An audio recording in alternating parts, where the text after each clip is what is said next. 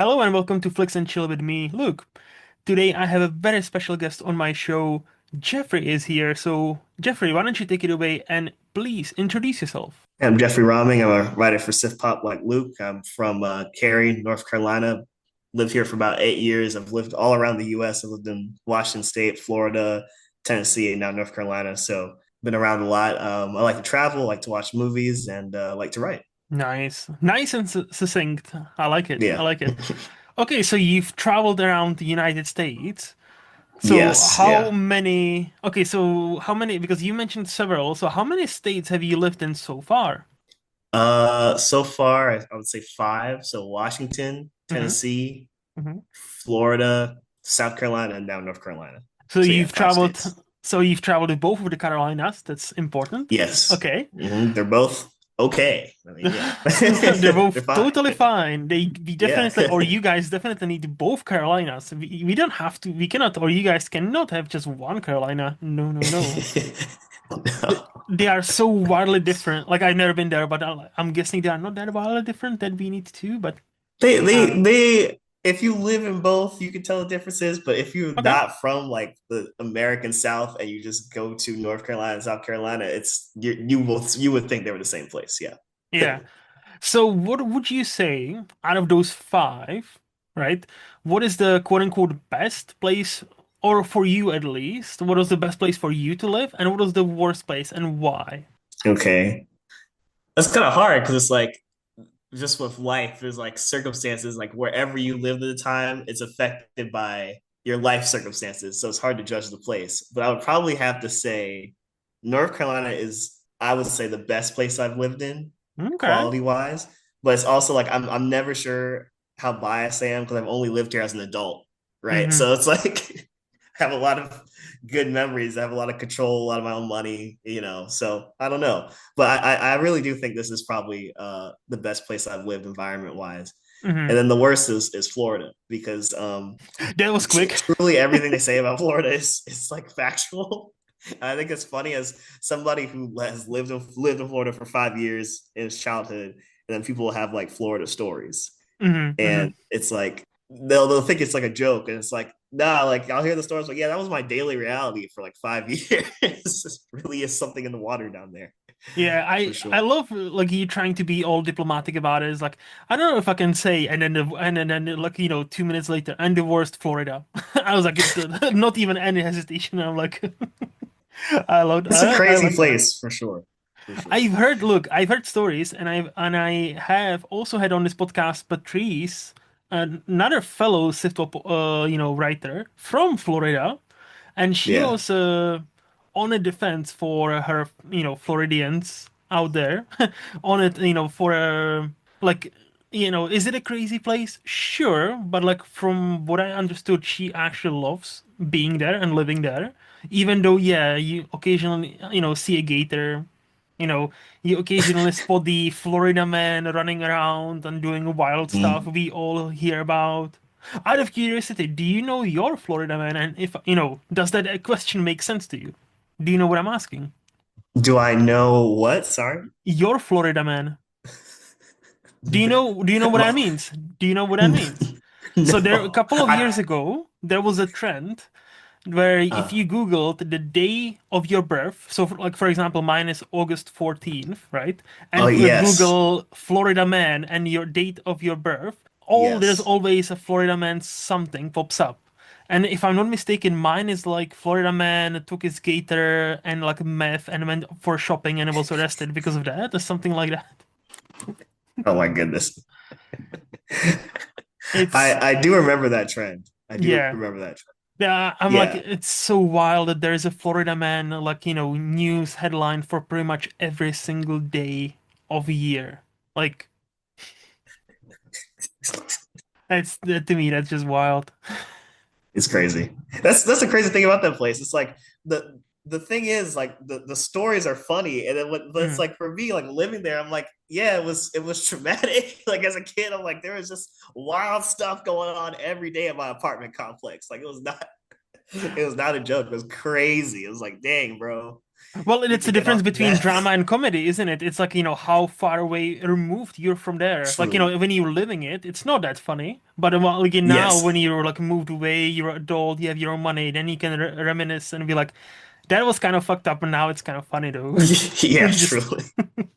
wait, so Yeah. apartment complex. So have you seen the movie Florida Project? Yeah, I relate to that movie very I much. was gonna say, like, I don't want to put you in any kind of label or anything, but like, No, no, no. how I would say, like, how truthful was that? Like, there's these like the group of people living in that in an apartment complex next to the, Disney World, like the one of the most beautiful, positive places in the world, and then the poorest of the poor, like living right next to them. The vibe of that movie Mm-hmm. is pretty accurate. I didn't live in Orlando, and I was Mm-hmm. not ever that poor. But Yeah, like, yeah. I don't know how to put it, but like when I watch that movie, it makes me feel immediately nostalgic.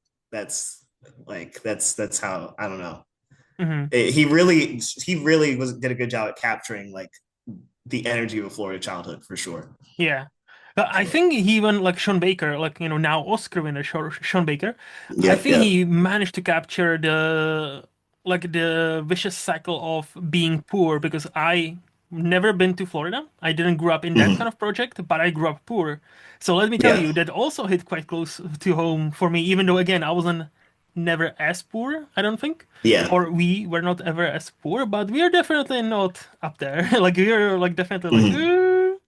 so like it hit home. I was like, damn, that movie is oof. And I've again never been to Florida. So Yeah, yeah. So all right, so you've traveled around and now settled in North Carolina. yeah. Can I ask why North Carolina? Out of all the places in America where you can go. Really just work. I mean, I moved down here for college Hmm. and I just kind of never left. That's pretty much it. Yeah. And yeah, I have no reason to. So Hmm. What do you do I for a left. living, can I ask? Or is it secret? No, no, it's not a secret. Mechanical engineer. Hmm. Okay. What was it? Mechanical engineer. Mechanical Mechanical. engineer. Mm. Okay, okay, okay. I kind of understand what it is, but let's say I don't. What is it? What do you actually do on like day-to-day Right. basis? So that's a fair question. So I say mechanical engineer because that's what I got my degree in. Technically, what I do is project management for construction. Oh, nice. Okay. So, but that's what I say. I say mechanical engineer because that's like you say your degree is your job title kind of thing. Hmm. And But it yeah, sounds I do important. project. Like that sounds very important. It's it does sound good. It makes you sound smart, and I know it. It makes you sound smarter if I say mechanical engineer rather than project manager to Hmm. me anyway, because it has engineer. And it's like, oh, engineer, and Hmm. people who don't know anything about engineering think it takes smarts when really what it takes is I don't know. I mean, getting the degree takes more less intelligence and more like tenacity than anything. Okay. Okay, I But wouldn't yeah, sell yourself that short, but okay. I would. So you're project manager then? Like, okay. Yes, yes. Ooh, what kind of projects do you usually manage? So it's a plumbing and HVAC company. So it's usually air conditioning or Nice. yeah, Nice. Do you? pipes. So, if there's a pipes that needs to be fixed or redone, that's your job, really. Yeah, if it belongs to the company I'm working for. Yeah, yeah, Yeah, of course, if the of pipes course. belong to the company. Well, Mhm. I guess if you're like a project manager, it's not really your job, but you tell somebody else to fix it. You manage the project, but you don't really Correct. do, yeah, yeah, because you're But the, it's if it the doesn't get done, you are the one who will get the call, not the person who worked on it. correct. Yeah. How, okay, do you, this is a weird question, but bear with me. Do you like that job? Like, what are the benefits of being in that kind of industry? Money. Huh? Fair point. Fair point. Moving on. So is it well paid, the It's job like then? you got money, count on your thumb, and then you know, No, no, no. You get money for working very hard. Like you nobody can know. replace you. Like if this will be online. Like you need to think for a second. This will be online. So you get a lot of money because you work very hard and nobody can replace Yes, you. I work very Without you, passionately. without you, that company would go bust in like a Oh, day. it falls apart. Yeah, exactly. Just you're like, you're irreplaceable. It is just, That's true. That is true. No, nobody can just get a title as a project manager or project engineer just out of nowhere, really. Hmm. No, but okay, so North Carolina project engineer pipes. Okay, I have no more questions. No, is that no? But on a serious note, is that something you see yourself doing in for an like let's say not for a lifetime, maybe, but maybe for next like 5 to 10 years? I would say hopefully not, but we'll see. So okay, We'll let's see. see. Let's okay, okay. Better question then. Uh, Let's say you get any pick you want. Like money is not an obstacle, right? uh, You get to do whatever you want to do tomorrow. What would be that one job you would love to do tomorrow if given an opportunity? it's director easy. Ah, director. Yeah, yeah. Which I think would be the answer of like 90% of the people, maybe on sip pop. But yeah.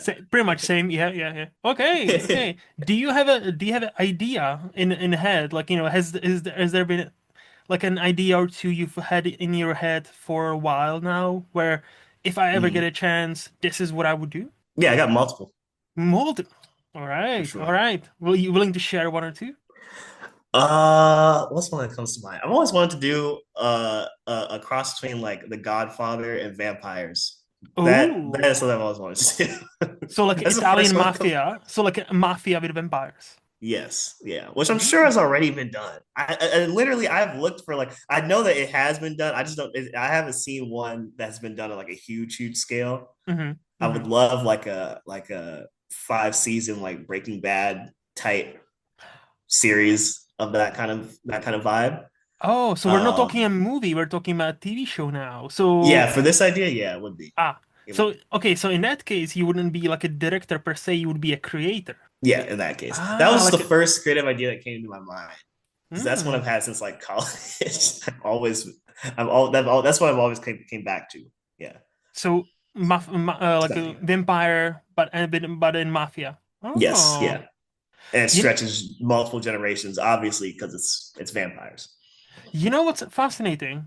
So Mm. we are kind of the same person because like ever since I was like 10, 11, I remember like Mm. getting my first like a notebook and like and writing something, scribbling down something. My first ever story was also about vampires. They were not mafia vampires. They were not Mm. that, but it was a vampire story and I still remember that. And I'm like Yeah, and I felt at the time I was like so original, so original. And then I watched all the vampire movies. I'm like, yeah, not that original. Okay, never mind. But yeah. yeah, That's a big reason why I like to watch a lot of movies. Partially, I mean, I like to watch a lot of movies. Like I like movies, but it's also partially because I'm like I want to see how many of the ideas that I think are mine have mm, already been done. Because I find that a lot. Like certain scenes, you're like, oh, this would be a great scene in a movie, and then it's been like done in like the 1950s. You didn't even know it. You yeah. know? Or it's like, oh, this is a great concept, and you Google it. It's like, oh yeah, it's been done like 10 times because I'm not the Yeah, first one to right, thought right. of that concept. But it's a thing, Yep, like yep. everything's been done. Like Yes, literally, like yeah, literally everything has been done. It's more about how do you make it yours. It doesn't matter. correct. It's like oh, another vampire movie. Well, okay, but what's your spin on it? And what's your Yes, unique take? Where is it gonna be like, is it gonna be set in this period? How is it gonna be shot? Like is it gonna be more modern? Is it gonna be more new? New. There's quite a few things where if you spin it well, people don't care. It's oh yeah, it's vampires again. No, if it's vampires but good, if yeah, it's yeah. if it's less Twilight, more Nosferatu, I think more people will be like, Hmm. you know, no, okay, that's fascinating. So besides obviously we'll talk movies because we both are movie lovers and that's why you're here. But besides Mm. movies, do you have any other hobbies? Do you have any other likes? What makes Jeffrey Jeffrey?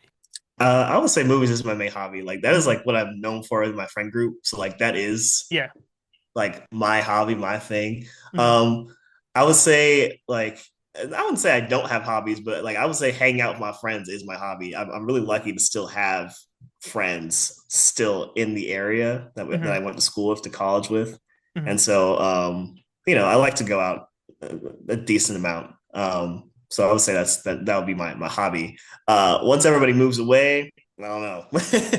But it's good that, like I said, a lot of my friends from college are still around, so we still hang. Okay, so like the movies are your biggest hobby by far. But yes, 100%, 100%. Those are big hobby. Yeah, I can relate. Can definitely relate. Okay.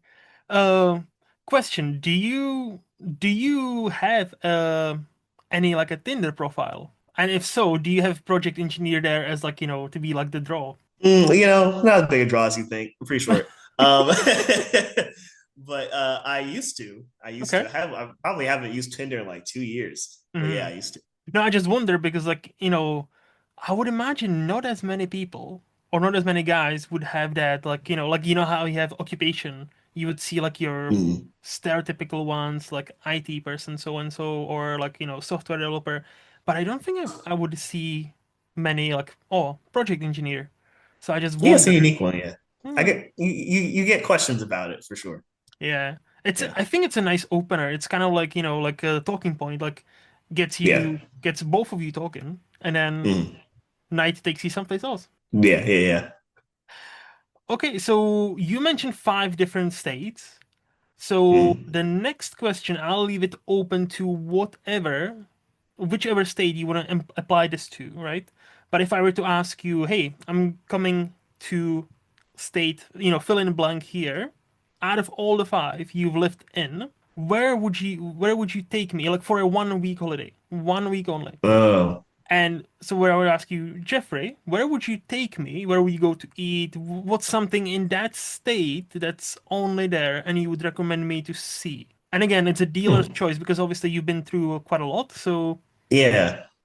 I would say because this is gonna sound like this might sound like a cop out because this mm, is kind of broad, but in Tennessee, anywhere around the Great Smoky Mountains area, mm, absolutely beautiful. mm. Uh, Go there, get a cabin. Ooh, a cabin would be nice. Cabin in Tennessee mountains is very very nice vacation. Very Okay. relaxing.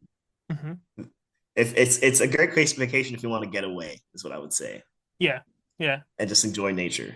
Yeah. Have you ever done that? Yeah, I've done it like once or twice. Yeah, probably twice. And I've spent like ever since moving to North Carolina, always thinking about like I want to do that again because it was just something about the Tennessee mountain range is just so peaceful compared to everywhere else. I mean, North Carolina has, I think, more. Um, I don't know, like the nature of North Carolina is more interesting and it's more beautiful. But Hmm. Tennessee, it's like the mountains and the rolling hills and all that. That's just the scenery, the sunsets. It's just I don't know, the vibe's just immaculate. Yeah, no, I get it. See, but you as such a like movie person, same as Mm. aren't you ever like cabin in the woods, middle of nowhere, just myself and I, or like maybe somebody else. Have you, Uh-huh. do you not ever go like, oh, what if this turns out like Friday the 13th or cabin in the woods? Like, have you ever had those thoughts like Mm. you're whilst you there? I always figure like in those situations, I'm like the likelihood of if somebody's going to kill somebody in the woods, the likelihood of it being me, it just feels low. So I don't worry about it. But it's like, yeah, I do have those thoughts. Where it's just like, dang, like in my mind, I'm like, it would be crazy if somebody ran up in here and tried to kill. Like, it would be such a rare event that there would be a little bit of me that'd be like, this is kind of cool though. Mhm. Like, it's not I how I will expect this die, night but to at least go. it'll be cool. That's kind of Right, like, oh. this is not how I expected to die. Like, but this is a better story than like, he died in his sleep. Like I was fighting off an intruder. Okay. Sure. Fair. Okay. And any particular, okay, let's stay with Tennessee then. I know Mm. I know what Tennessee is known for, like, like a hot, wait, is it hot chicken? No. Nashville hot chicken. I know Yeah, exactly, yeah, yeah, what yeah, you're yeah. thinking. Nashville. Yeah, Nashville. Yeah, thank you, thank you. But so is there anything other because obviously that's like the quote unquote obvious thing, right? But is there anything Yeah. else like like in Tennessee that's like, hey, many people know about this, but actually, if you're ever in Tennessee, this is what you need Mm-mm. to taste as well. Mm. The problem is, the ones that come to mind, I like legitimately do not remember the names of them Ah, because I'm like see. thinking of like hole in the walls I've been to in Tennessee, Hmm. and now it's been like since high school, right? Like Hmm. that's when I moved away from there. So it's like, that place is really good. What was it called? Not even a place, but let's see, like a dish Yeah. or something like. Like, because again, like the Nashville hot chicken or whatever, like the hot sauce, everybody knows. But Yeah, is there yeah. anything that's like besides that, like, like a dish or a combination that's like Tennessee unique, many others would not know about unless you live there? Yeah, not that I can think of because I think the stereotypes in Tennessee are pretty accurate. So it's Okay. like what you think of is what you're gonna get. Like you're gonna get really good fried chicken, really Hmm. good some other biscuits, like you know what I mean? Like everything that you can imagine, like that is what they do down Yeah. there. Yeah. Yeah. Yeah. And I don't think there's a okay, lot of secrets when it comes to that. fair. And so what would be your, let's say you go to a Tennessee, let's say barbecue joint, right? What is Mm. your order? See, it's funny you said Nashville hot chicken because I love Nashville hot chicken. Okay. So Okay. that would be what I got. I love Nobody Nashville says hot you chicken. cannot have that. All right. Yeah, yeah. Have you had Nashville hot chicken before? No, Or just no. heard of it? It's very, very good. Very I spicy, very flavorful. I love spicy and I love chicken. Yeah, I've yeah. never been to any of the United States. Like I've never been to anywhere. Like Yes, yes, like yes. I still need to go and I would love to Uh, go. Like I say to my girlfriend all the time, we need to go to not just like the quote unquote blue states, like California, like obviously like mm, New York, all those, but I would love to go to like Tennessee or Texas or Louisiana because of the food, the cuisine. Like yeah. I love like we have this southern inspired restaurant here where I live, and I love gumbo and I love all those things, right? Like, Yes, southern yes, yes. cuisine is just beautiful. And I know this is probably not the original thing. Or like, I think the owner of that, he actually spent some time in America and he has like a Mm, family there. So he brought it over here. So I think it's quite close, but I would love to try like some proper like brisket in America and gumbo and all those like like the shrimp and grits, right? yeah, I yeah. would love to try because like I watch or my girlfriend and I we watch Hell's Kitchen. So like we Mm, always mm. see the contestants there like oh my my southern roots I'm doing some shrimp and grits and I'm doing this and this and I'm doing and I'm like oh that sounds so fucking good and the dishes always look phenomenal and I'm like I would love to try it so Yeah, they are. I spent some time down in Louisiana because my dad had to work there for a mhm. couple of years. I just that food is crazy. Like it looks good and it tastes as good as it looks. Probably better. So No, yeah, like gotta make it down. You gotta make it down. I know 100%. Probably not right now because I think I might be deported. Like Yeah, actually, it's a little crazy right now. I can't lie. yeah. Yeah. Right now, it's not the America's proudest moments when it comes to what's No. happening right and like. And this episode, we behind the scenes, we're shooting Uh-huh. this. We're recording this beginning of June. This will drop like September. So like, Okay. fuck only knows what's happened. Like now, I like what's know, happening right now in September.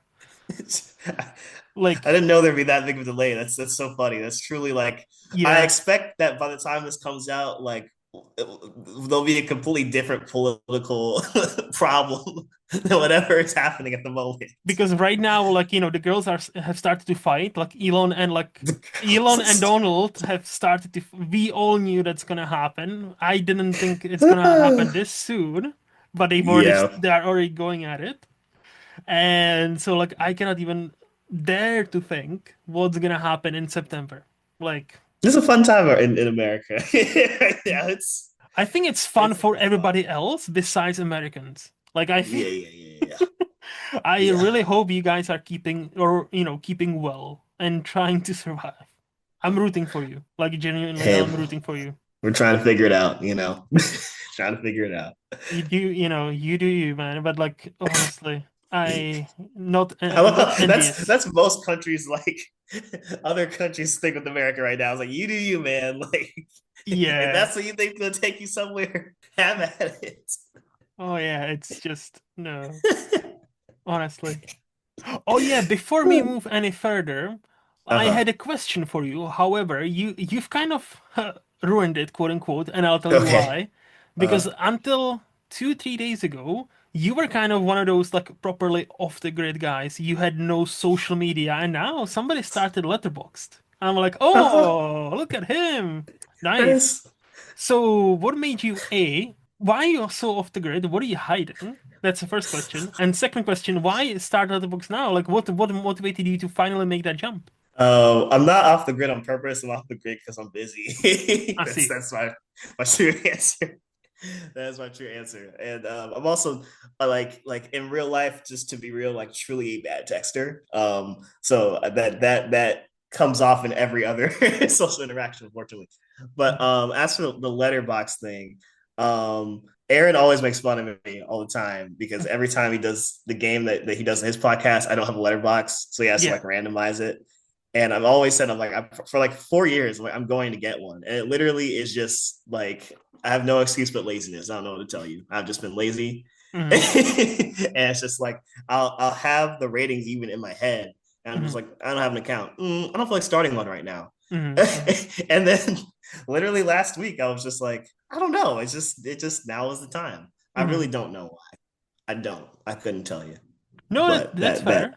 But no, yeah. I'm happy to see you there. Like I'm looking forward to seeing you like log more and more movies because I'm always Yeah. intrigued as to how people rate stuff and how many stuff people tend to watch. And yeah, no, Yeah. no, it's that's fascinating because and again, like you always on Sift of Writers Room podcast, you always sound like Mhm. like oh yeah, obviously like he watches movies, he knows what he's talking about, but then like he doesn't have Letterboxd, I don't have a and letterbox. I'm like okay, I would love to know Yeah. how this guy feels about this movie, but like I cannot until unless I'll invite him over and we talk some movies. So I'm like, all Yeah, right, let yeah, me invite him over. yeah. But yeah, no, well, okay, so there's no specific reason like you are so off the grid. So there's just like you're Truly so busy. none. I mean, just truly. I mean, and I would also say I just don't like social media as much, but it's not a standpoint for me. Like in recent years, that's become like a stance. Like, oh, I'm Yeah. anti-social media. I'm like, that's not ever what I was about. Like, even I remember when Snapchat first came out, my friends begged me to get Snapchat for like 2 years Hmm. before I finally did. Like, it's just not something that like always interested me. It's Hmm. like being online necessarily. So, See, okay, because of that, I have one more question. So I don't uh-huh. know, may I ask, are you in a relationship Mhm. or are you like dating right now? I'm single right now. You single. So yeah, Mm. that's perfect because my question is because I've heard this because I've been in a relationship for the past 7 years, right? Okay, yeah. However, I know that if you match a girl or you meet a girl and you tell her, oh, by the way, like, she asks you, okay, what are your social, like, what is Facebook, Twitter, Instagram, whatever. And if you Mm. tell her you have nothing, for Yes. many, or for not many, but Yes. for some, that's a big red flag. Have you Yes. encountered that? No, because well, that's the thing. I have a Facebook and I have an Instagram and I Mm. have a Twitter, which I use But like it's like once a month. private. Oh, so No, it's oh, not private at all. Yeah, okay, you can follow me on Twitter. Yeah, okay, okay. everybody can. In fact, when we do the podcast, I usually plug my Twitter because I don't have a letterbox. So I'm like, I don't know, you can find me there. So Mhm. it's like, yeah, you could find me. Like I'm around. It's just that, yeah, the social film world, I just never entered in. But it wasn't because of I'm not against it. I Mhm. wasn't like trying to avoid it. I was just lazy. I mean, this is really it. Didn't bother to make an account and just like, I'll get to it one day. And I Okay. did. Okay. I did. Okay. So I see. So you're not totally off the social media. You do have some in that. Okay, Yeah, I fair. have it. I haven't used I don't I've opened Facebook like I said like Twitter once a month and I don't post there. Hmm. Twitter Hmm. I'll usually post because it's usually something that'll make me want to react like to retweet or whatever, but it's still not that much. That's fair. No, yeah, and like Mm. I did. Unfortunately, I've deleted my Twitter like some time ago because like Super fair. I Super just, fair. and like, look, it was still a bit too late, but I'm like, you know what? Fuck this Yeah. shit. Like, Yeah. nah, I'm not gonna endorse this anymore. And I'm like, I nah. can completely understand that. Yeah, it's definitely been ever since it turned to a letter. I've used it a lot less, for Yes, sure, yes, for yes, sure. yes. No, like, ev- ev- but yeah. So I think with that we can move to the this or that. But I'll give you two options, and you tell me which one would Okay. you prefer and why. All So right. All right. Jeffrey, iOS or Android? iOS. Oh, Uh, why? I just like it better. I mean, it's just one of those things where I'm in the cult. I've had an iPhone since I was like 14, you Hmm. know, and I just think Androids to me feel clunkier. That's the thing. I think that's the whole thing about Apple is that they wanted to have an easier interface and they made it. So, I'm a pleb. I'm a basic person. It is what it is. So do you also have a MacBook as well? No, Oh, really? that's the funny Okay. thing about it. Like I prefer iOS like on the phone, but like I actually think Mac laptops kind of stink. Ah, But so you have a that's Windows. kind of an engineer bias because they're very bad for any engineering work. Mm. So So just yeah, Windows for like laptop, PC, but like phone-wise, Apple, iOS. definitely, yeah, Okay, sensible. That's actually that's very sensible approach. yeah. Because Macs don't work for anything that I do. Like they're really horrible for engineers. I think for engineers, yeah. For like artsy people, like editing and Yeah, stuff like that, I think an Apple apparently is very good for that. Don't know, yeah. wouldn't Programming is know. probably better. Yeah, Yeah. yeah. So next one, I don't even know how do you answer this. Well, TV shows or movies? Movies for me, Okay, definitely. but you And do I watch love some TV TV. shows. Yeah. I'm so bad at it. Like when I feel like it's kind of less like I feel like there used to be a time where everybody binge watched stuff, and I was so bad at that. I'm not a binge watcher for the most part, and now I'm kind of more of a binge watcher. Hmm. And now it feels like people are getting back into like Once a week. what, yeah, and now I'm like not into that. Like I'm not into weekly because I finally got into binge watching. So you change to be So with the crowd, and the crowd changes again, and Jeffrey's like, you "What know the what I'm fuck, saying? guys?" It's story of my life in multiple ways. But yeah, yeah. So as TV shows has always been kind of like I'll watch like one TV show, Hmm. and that's my show for the time being. And it's Hmm. not really like a thing where like, I feel like usual TV watching habits are, I have like a couple shows I'm watching week to week, Yeah, yeah. and I for some reason I just can't do that. Like it's too much So going on. to be fair, that's fair because there's so much to watch. So what is the Yeah. that one TV show for you right now? Right now it's Homeland. Ah. Heard of that? Yeah, yeah, yeah. I've never Yeah, seen yeah. it, but it's on my radar. I've heard like the first two or three seasons are supposed to be great, and then it goes Hmm. downhill. I don't know how true that is because I haven't seen it, but if I'm not mistaken, that's what I heard. Yeah, I'm on season 4, and Okay. so there's definitely a shift. There's definitely a shift. I currently am still liking it. I actually think season 3 it was like one of those things where on some shows it's like okay we had a premise and now we have to change it because we didn't think we'd get this far. Like they had a plan for 2 seasons, you could tell, Yeah. Yeah. and it's an 8 season show. So around season 3, there it's just season 3 just kind of feels like floundering around, like just like I don't what are we making a show about now? So season 4 to me at this point feels better only because they've at least found like what is our show going to be from now on. But it's definitely very different from the first 2 seasons That's fair. for sure. No, it's definitely on my list. It's just there's like about 100 different TV shows on my list right now. So it's just, Yes. finding the time to actually watch it. It's like, That's what I'm saying. There's 100 different TV shows on everybody's list. That's the problem. correct, correct. Only in my head, I'm one at a time. Like I don't have a list. It's just what I'm Me watching. neither. Like genuinely, like that list is in my head. Like I don't even have a Yeah. list anymore because I'm like, this is pointless because like everything will Yeah, go on that exactly. list. It's just no. Exactly. Um, Correct. Yeah. Another question is tea or coffee? Coffee.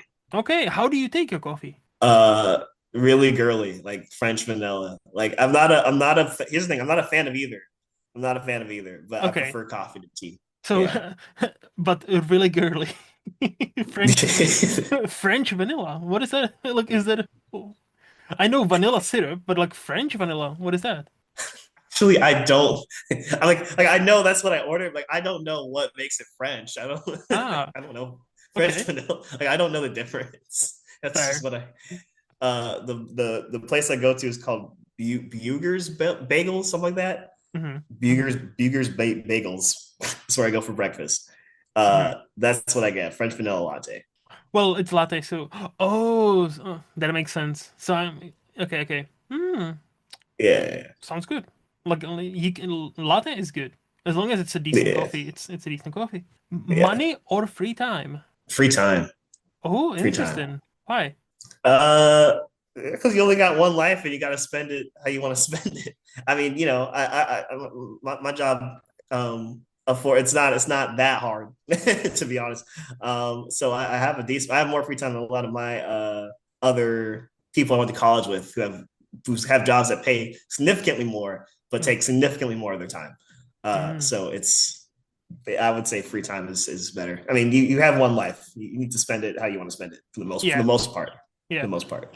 So you would say you have a very good life work balance right now. Yes, definitely. That's always good to have. Like if you feel like, Mm. you're like, content with what you have there, now, it's hard to beat. Yeah, yeah, Honesty or other people's feelings. yeah. That's a hard one. I know, I know. For me, because it's the real answer is always it depends. I'm not gonna cop out. I'm gonna pick one. I'm gonna pick honesty, but I think you can Okay. always be honest in a way where you could mitigate how bad you're hurting their feelings. Sometimes you can't. Sometimes it's just is what it is. But I am surprised. I really, will say yes, because from our little, like from like our short interaction so far, and from mm. me listening to you on other podcasts, you always come across like such a sweetheart. So I'm like, I feel like he's gonna pick other people's feelings because like he doesn't, like he never struck me as that person who's like, you know what, I'm gonna tell you something brutally honestly and just it is what it is. Hmm. Well, it's hard for me. I mean, like I said, it's not that's not at all how I operate at all Yeah. naturally. But I do think it's more important there because I've seen it in multiple people in my life where it's like if you were just honest about the situation, Hmm. you wouldn't have to deal with it for like 2 months. You know what I mean? Like people are in emotional situations where it's like all you have to do is speak up, and it might be uncomfortable for a little while, but then at least you won't have to grumble about it for Correct. like months and months. And that's where I'm like, honestly, has to come first because at the end of the day, if you the feelings are gonna get hurt either now or later when you get blow up at them and you're mad and you're upset. So you might as well get out of the way. That's how I see it. That is very sensible approach. I do like it. Yeah. Uh, Summer or winter? Oh, summer for Hmm. sure. I've grown to appreciate winters more. I used to really not like winter at all. I used to really not like the cold. Hmm. Maybe that's a Florida thing. I don't know, but I would say I've gotten more used to it. But it's still summer. Still And summer. okay, and my second question to that is, how does summer in North Carolina looks like? Really hot, but not like for me. It's not that hot. Because my family's from the Caribbean, so Hmm. it's like whatever. But yeah, pretty hot. Not as muggy as a place like Florida or the Caribbean. It's not really as humid, but yeah, hot but pretty. I mean, the trees here, like in full bloom, are gorgeous, Okay. but it's definitely a heater. Hmm. Okay, so now probably the most important question of all, ninjas or Okay, pirates? ninjas. It's Why? my gut answer. I don't know why. uh, Literally, probably just like my brain, just like they're cooler. Like that's Hmm. that's my real answer. Ninjas are cool, to be honest. So yeah. Ninjas are cooler, yeah. I mean, pirates. It's just I think about getting drunk and like being dirty and like being on the sea. I'm like, like I said, I'm from the Caribbean. Like Mhm. I can do that. Like I don't know, I can go to my family's house and do that. Like anywhere. I can't be a ninja anywhere. Yeah. That is true. That is true. Where can I ask? Where exactly is your family exactly from? Like from Caribbean, like because it's a quite a Mhm. broad spectrum, right? So, Yes, is yeah. there So any? Mhm. my mother's part of my family is from the U.S. Virgin Islands, and Okay, my father's part of the family is from the Bahamas. nice. That's a Mm. wow. That's are they still there, by the way? Or like is one maybe one of them, or do you still have some family like someplace So like there? my grandparents, like and like Mhm. extended family, yeah, I got a lot still down there, but like everybody, like in my parents' generation, they're all down in the U.S. Yeah, yeah, yeah. So Mm. do you occasionally go visit them for like a holiday as well, like just to either of those places? Yeah, I do. I still do. That, It's nice. I used to joke when I was younger though, because I used to go down there a lot more often. mhm. And my friends used to be, oh, we're so jealous because you get to go to the Bahamas all the time, and I mean, Jeffrey's family has property in the Bahamas. Like, no, I have family in the Bahamas. That's not the same as like having a beach house in the Bahamas at Oh, all. I was gonna say I'm jealous, but not because like I presumed you're rich or anything, but it's just like, oh, you get to go to Bahamas. Yes, it is. It is Like, nice. It it's is like, nice. Yeah, holy shit, that sounds nice. I would imagine it is that, nice. that's like a paradise. Yeah, yeah. Hmm. It's just funny because I just felt like at least with my friends when they imagine me going down to Bahamas like a couple times every year, they had in their mind like I was going to like Atlantis. Have you seen like Yeah. those hotels? Like, nah, I'm going to like a shack with a bed where 8 people live in it. But you know, it is still nice. I mean, it really is like the island mindset is very different. I mean, they're so much more just appreciative of like life Hmm. down Hmm. there in comparison to a lot of first world countries, you Hmm. know. Yeah. So I think is it like a stereotype they live more in the moment and they can actually enjoy the moment rather than not worry about, like not worry about, oh, what's gonna happen tomorrow or next week or next, like month or whatever. But no, they're like, no, let's live in the moment. We'll deal with it when it comes. I think that's definitely true. Yeah. I think it's Okay. also partially necessity. I mean, you know, because when you don't live in a city and there is, just to be real, there's a decent amount of crime in the Caribbean. I mean, you do have to be alert Hmm. when you're actually living there. You're not living in a hotel, you know. Hmm. But yeah, I would say for sure there's more of an appreciation for like the day to day and just this is life, you know, like bad, good, whatever. This is life. You know, we're not gonna Hmm. be depressed about it necessarily. No, Not to I say that mental understand. health is not a problem, you know, it's just that the focus is on a different thing, Yeah, I would it's say. more like grounded. Like it's like basically this is Yes, our for sure. reality, and we're not gonna moan about it. We're gonna just Yes. we accepted it, and we're gonna live with it rather than, oh yeah, we're gonna moan about it every single time we get a chance. Yeah, because you don't have time. I mean, I've traveled a lot of places, and it's this thing in a lot of first world countries. Like you don't understand. It's you have time to moan, which is not to say that the moaning is irrelevant or not true or not. You know, like if it's your emotions, it's your emotions. You Hmm. gotta deal with that. It's not like oh, you first world problems, so don't mess with them. Yeah, But it is just like it is a privilege of you have the ability to process that as opposed to like, okay, well, I got to deal with this next thing. yeah. You No, know? I totally get you. Last question about this: what is like Mhm. is there like a one specific cuisine or a dish from like around like that would describe Bahamas? Okay, so my answer is going to be oxtail, Oh. which is Mm. going to be claimed by the like if anybody that's Jamaican is listening, they're gonna get mad at me because that is like the Jamaican dish. Like, what do you mean? You think of the Bahamas and think of oxtail? That's me. You know, that's my history. I know oxtail is very Jamaican, but when I think of the Bahamas, I think oxtail because that's what my family Hmm. made down there. I would say stereotypically, this is funny. Stereotypically, the Bahamas is more known for conch, like Okay. as their like signature dish. And Hmm. I've had conch. I think it's all right. The only thing is, my family, most of us aren't anymore. Sorry, grandma, but we grew up 7 Day Adventists, so it's a Christian sect, and we Yeah. didn't eat conch. Yeah. So like the main dish of the country, like I never had it growing up. So I a see. lot of times when I say I'm from the Bahamas, people are like, oh, so you like conch? I'm like, it's all right. I know about it, you know. Mm-hmm. Yeah. Oh, by the way, oxtail, my girlfriend, I never had it until I started to date my girlfriend. Mm-hmm. She's made this oxtail stew a couple of times. So fucking delicious. And just like Yeah. simple oxtail, Yeah. some peas in that stew, like onion. Ooh, and like with homemade coleslaw and rice, that's all you need. That's the thing. It's really not hard to make. It's so good. It is very good. Like So oxtail good. is low-key fucking good. Like Yeah. very, very good. Okay. Last question before we move to the flex part. Oh no, no, not before that, but hey, last question is free will or destiny? Deep. I know. I I know. wasn't ready for that. I'm gonna say free will, although I believe in destiny of a type, Hmm. but I think it's kind of useless to think about. Is the problem. Ah, how do you mean? Okay. Sounds interesting. How Like do you mean? wow, this is just not just going places I didn't expect. How do I mean? Like I'm trying to. I didn't expect to have to explain this. Hmm.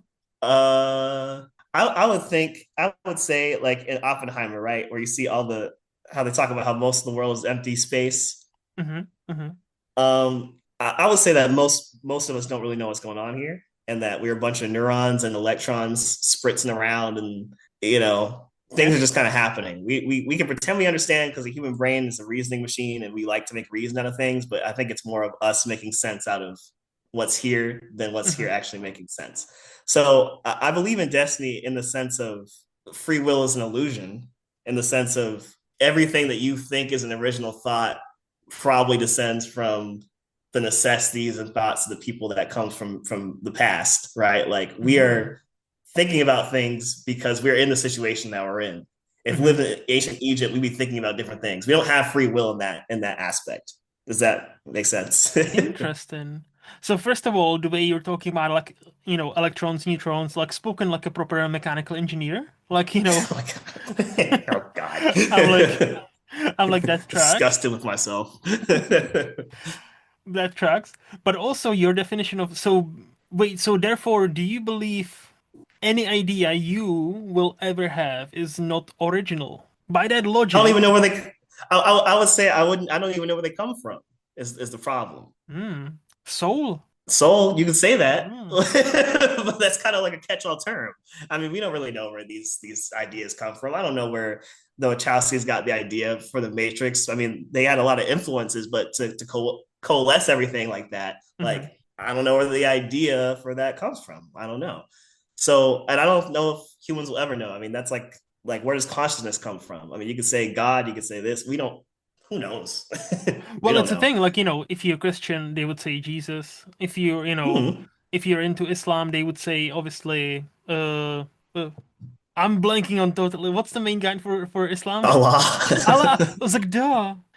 If you're Buddhist, it's obviously from Buddha, and Buddha. even though Hmm. technically, like, not really, but like, so yeah, it's so wait, okay, so in your scenario or the way you view the world, it's more like Hmm. we're trying to make sense out of a not nonsense, but out of like a randomness of the universe, and In a sense, yeah. therefore, in a way, we are kind of fed stuff from the universe. Or like there because like if we cannot produce original ideas because everything Hmm. we think of has already been thought of, and because we are just reflections of our experiences, we are Exactly. Yeah. of our like upbringings, like education, all that stuff, right? Therefore, are you that like almost a purist in a way where it's like therefore nothing you or I ever do is original? Yeah, I would say that's where destiny comes into play into your Hmm. question. Because Okay. it's like you will have I like because even just outside just the circumstances stuff, Hmm. which is a sense of destiny in the sense of you didn't choose where you were born. Hmm.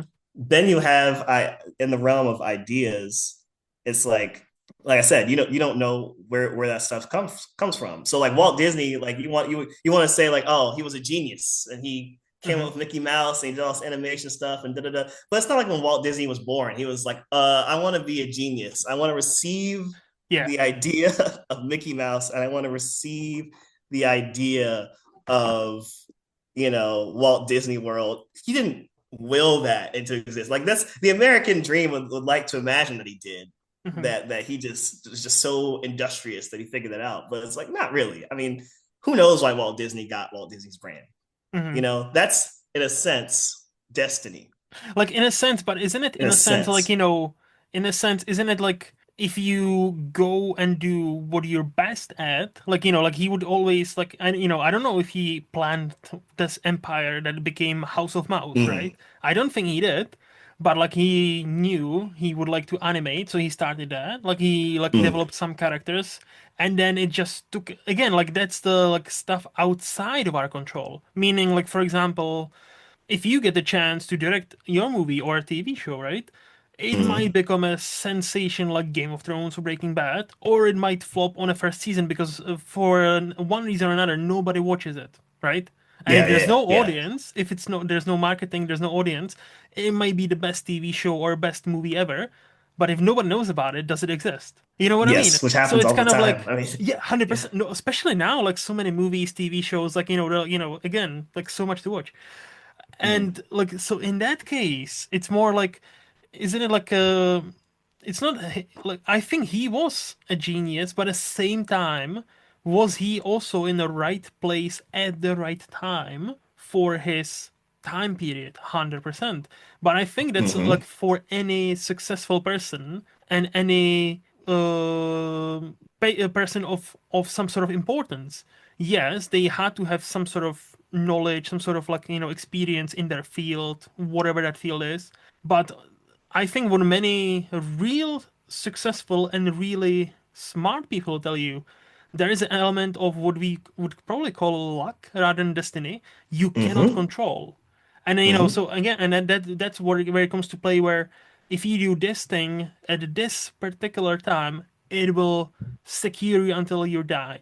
Because you'll make you super rich, you'll become person of interest, whatever.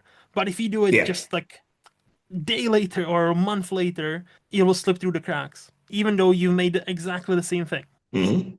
Yeah, Or, for example, if tell you me. were Walt Disney back in the day, if you had Walt Disney's ideas and brain or whatever, but you were African American in that time, it Yep, does not matter.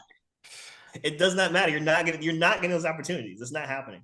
So, that is that's where true. destiny has to come into play. Like you just can't ignore that. But Hmm. I say free will over that because you can't only control what you can control. Hmm. So it doesn't really do good for you to worry about like circumstances in those terms, Hmm. even if that is true, if that makes any sense. Like I just don't see what it benefits. Like day to day, I can't think about that, but on the grander scale of things, So you I basically think what you're it's saying is you need to focus on what you are in charge of and forget yeah. about the rest of it. I would say that, yeah, for sure. Sensible. That sounds like a free will to me, but okay. No, I'm just being cheeky. No, okay. No, I do like that thinking. I do think there's something to that. And obviously, like, your point about if he was African American especially at that time, yeah, we're not gonna have any House of Mouse You now, can have let me tell all you. the ideas you want. Like it Correct. doesn't matter. Correct. Yeah. No, no, no. We would have, something like that. It just wouldn't be Walt Disney. No, Yeah. no, not at all. Okay. And before we move to the flex part of this podcast, do you have any hot takes or controversial views you would like to share with us? Yes. Tell me. Mainly, this is more of I would say this is not an attack on people who have this view. It's more of a question. I actually don't understand people who can't separate art from artists. That Same. is that is my hot take. It's my hot take because I'm saying I don't understand it. I'm not mad at people. I just Hmm. legitimately like what I don't get is when if you don't want to listen to an artist because of a controversy, that's fine. I don't understand why people take it on themselves to like crusade. You should not be listening to a certain artist because of this or that. Like I don't understand it at all. Like how can you police somebody else's consumption? No, yeah, That's just strange. I do agree. So do you have a specific artist in mind? Yeah, well, that's like artist in mind would be it could be anybody. It could be Kanye. It could be R. Kelly. Hmm. Anybody, Hmm. because it's not really about Michael Jackson.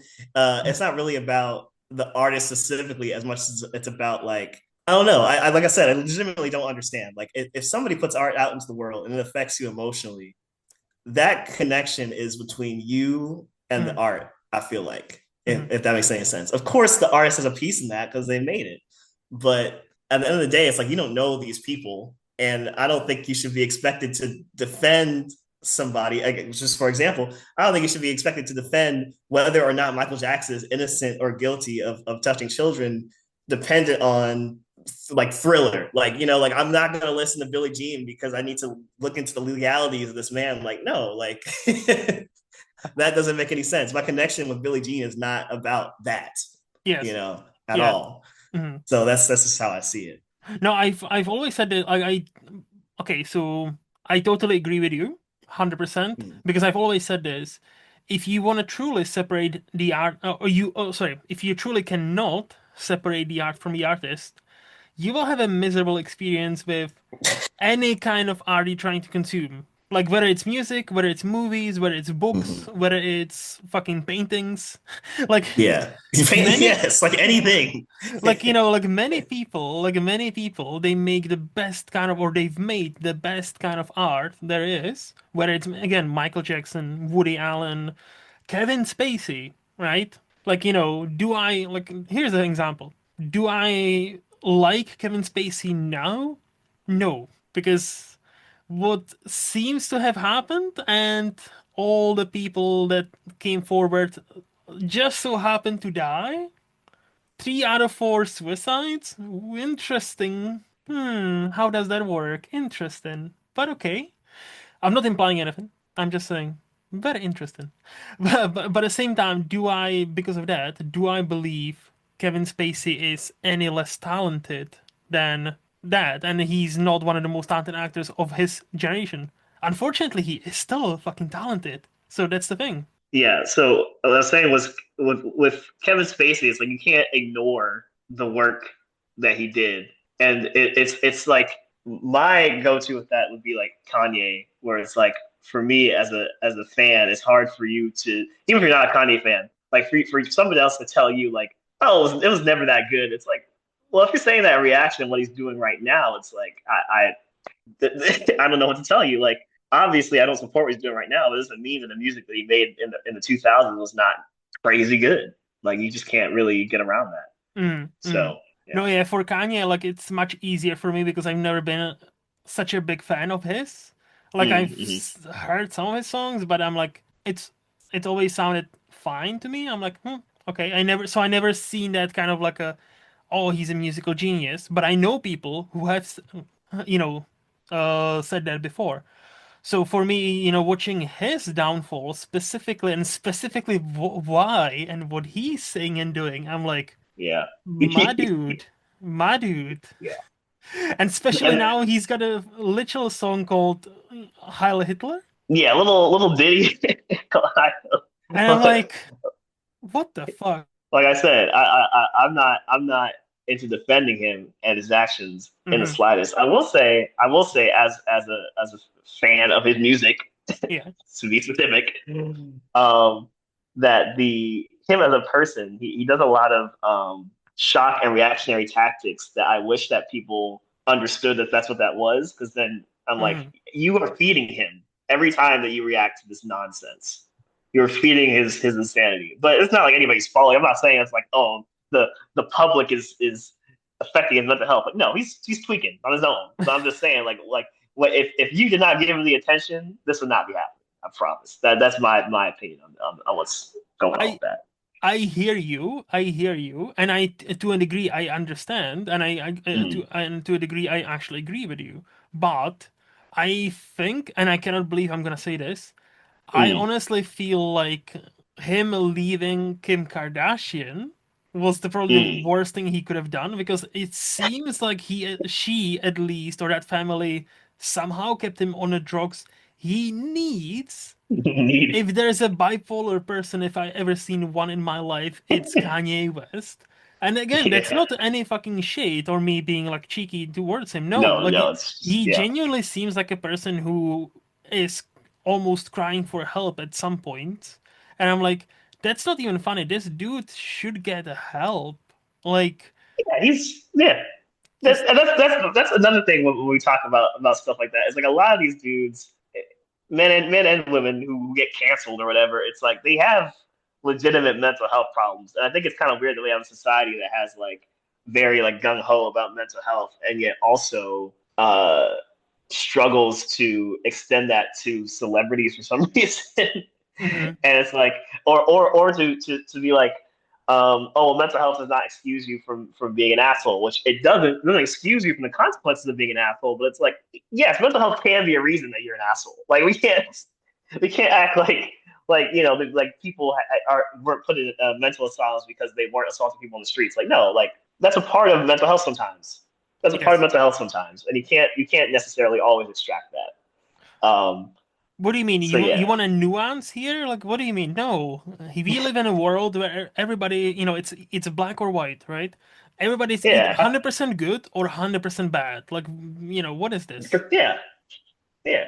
And and whether 100% good or 100% bad depends on the week. Correct. No, it's I like no like but since kind of like Me Too, Kevin Spacey, and all those people, right?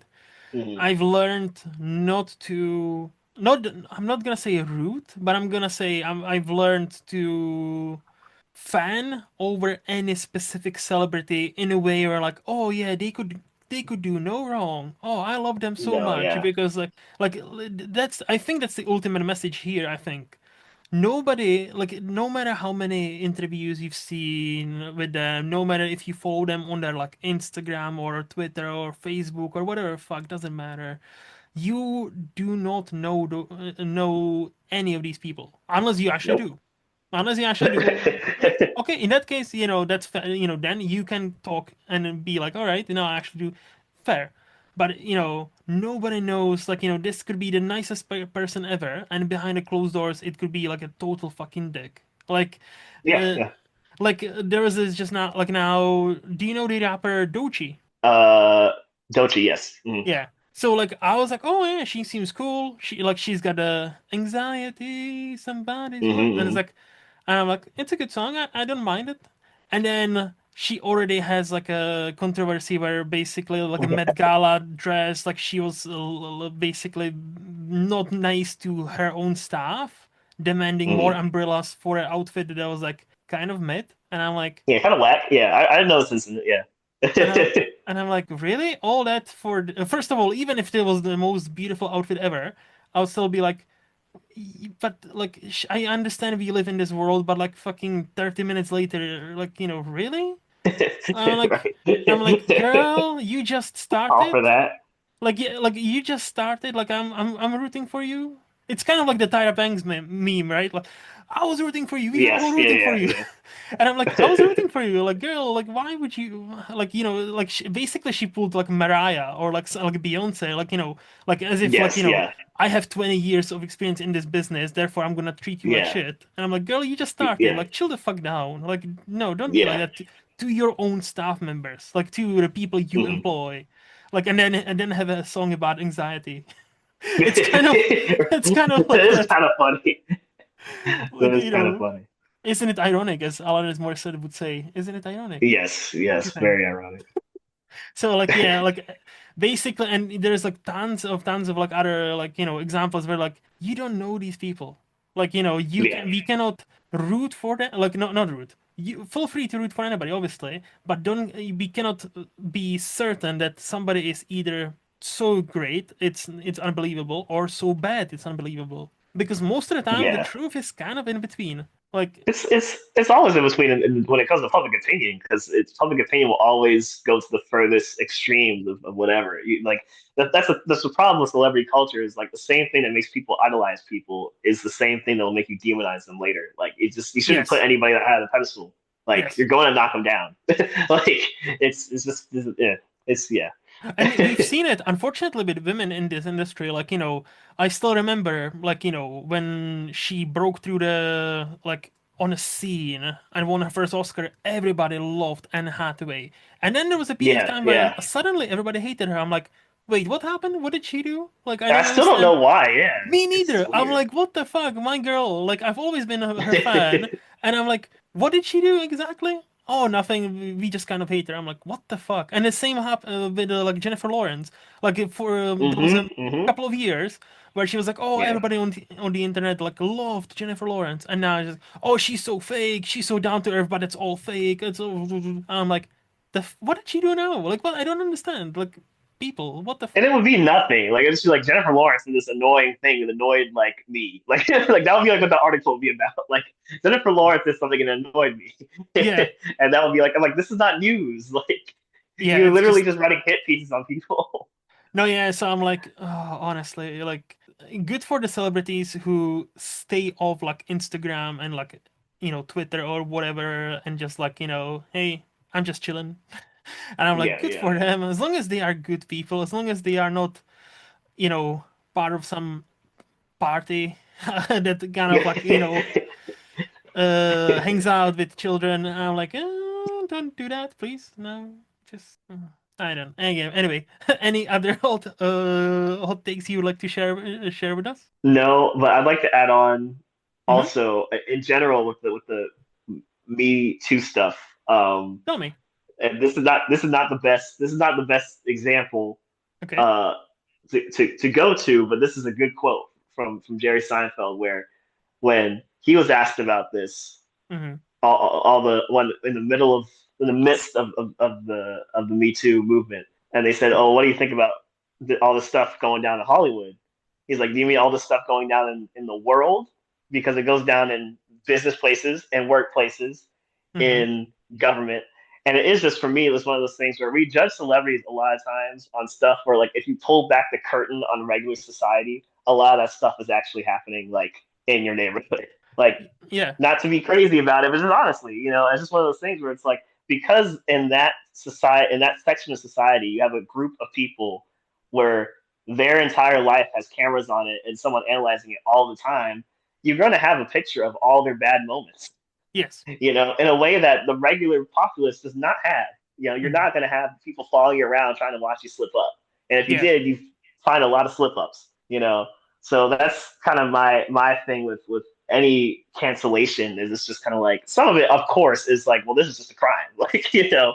But some of it, like I never I know about the video of Dochi and I haven't seen it, so I don't know how bad it was. But an example like that, where it's like, oh, like they yell at their staff, it's like I don't know if these people yell at the staff all the time. Now, if she has like a reputation for it over time, that's a problem. Hmm. But it's like I know, having worked in my industry, like if I had to, if I had a camera on every time a very nice person called somebody a motherfucker because it was just that frustrating of a day, you'd be like, they're canceled. Oh, he's an asshole. It's like, no, I had a bad day. I've seen Yeah. a lot of people, a lot of really grown ass men have some really bad days. So, I have some grace for that kind of stuff No, but it's where the it's like, thing. Like, oh. yeah, no, 100%. Like, if it's a one-off thing, like, I'll be like, okay, like, look, if it happens multiple times, you're just being a Yeah, dick. that's It a doesn't, pattern. Yeah. like, if there's a pattern, you're just being a dick. But yeah, no, 100%. Like, everybody can have an off day. And if they are people, not even paparazzis, but like people with their phones out, and they just Mm-hmm. happen to video you having the worst day, I also don't think you should be judged off of that.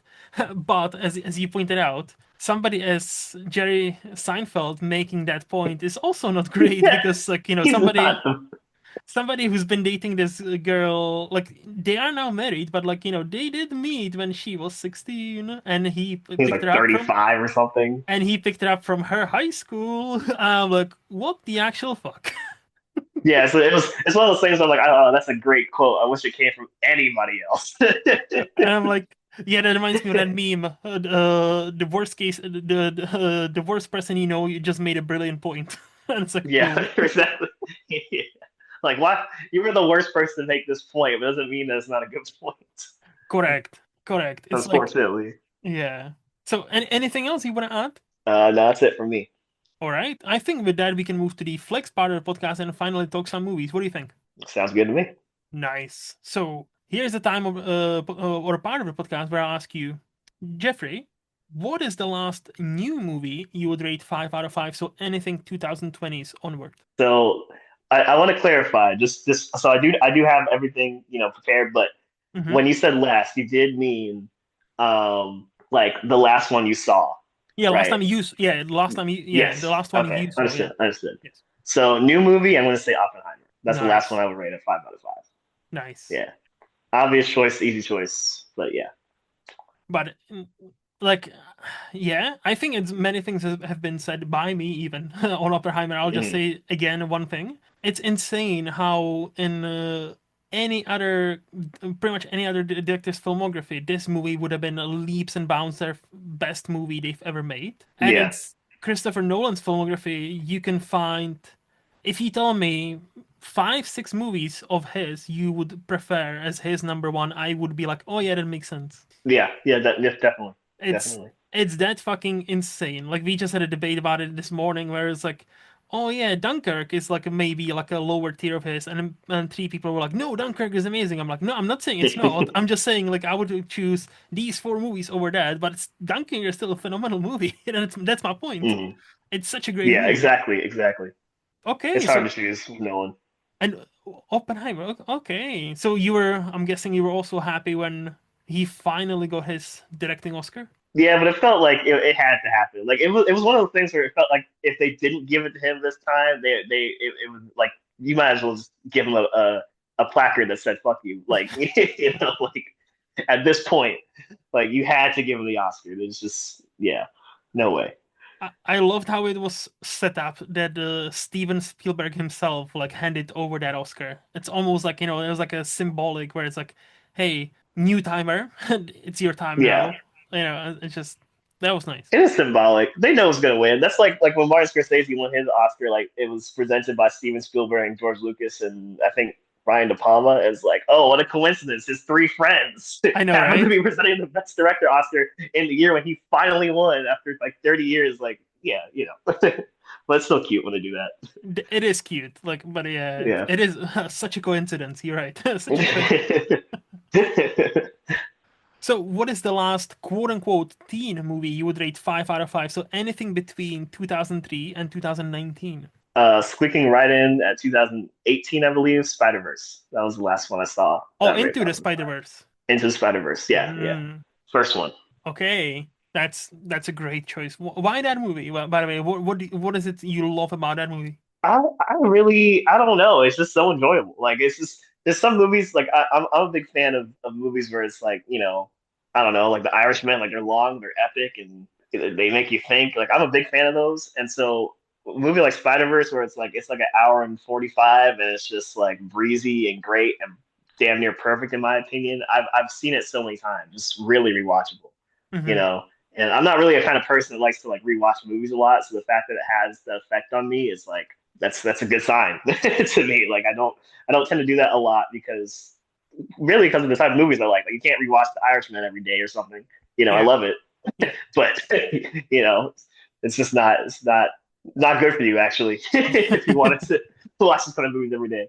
yeah. So that's kind of like my like go to like easy watch Hmm. is Into Spider Verse. Yeah. How do you rate the Across the Spider-Verse? Where do you stand on that? Dude, that's the thing, and the conversation kind of died down now because it's been so long since that movie came out. It feels like it's only been like 2 years, but it feels Yeah, like two forever. years. Yep. But my rating of that really because I did the review for that for Sitpop. Hmm. I gave it like a well, I don't know what rating system we were using at the time. I think it was different, but I gave it a good review, a stellar review. I loved it, but it's kind of dependent on how good the next movie is, how much I, in general, will say that movie is quality, if Hmm. that makes any sense. Like I like it right now, but that ending, well, let me see where it goes. Yeah. Let me see where it goes. It's not a full story. That's my only issue with it, and that's that's O- that's how I feel. It's not a full story, but it's a good movie. Okay. I will say this as because I'm Mm-hmm. the opposite of you. So Mm. I love Into the Spider-Verse, but I adore Across the Spider-Verse. And I'll to Mm. your point about the ending, because that's the only gripe people seem to have with that movie, which is fair because it's an Yeah, amazing that's it. movie. Yeah. Yeah. And I will say this, the first time I've seen that movie in a cinema, I was pissed how it ended. Because I wanted, and Mm-hmm. simply because I wanted more. And it just didn't feel like almost 3 hours flew by because they just flew by so quickly. And the second time when I watched it also in a cinema with a friend, because I was like, damn, was fucking amazing. Yeah. I That ending didn't bother me as much. And the third time I rewatched it at home in a beautiful 4K because I bought a Mm-hmm. 4K. Mm-hmm. I'm a physical media collector and I bought a 4K disc. Uh, I am of the mind where it's a full story. It's except it's a Gwen story. And yes, does it end a bit more like a Yeah. Okay. TV show? It's like, does it have Mm-hmm. the more like a TV show kind of ending? Sure, I'll give you that. But it doesn't actually bother me. What bothers me is they promised us, oh yeah, next March 2024, you will See, get yeah. Beyond.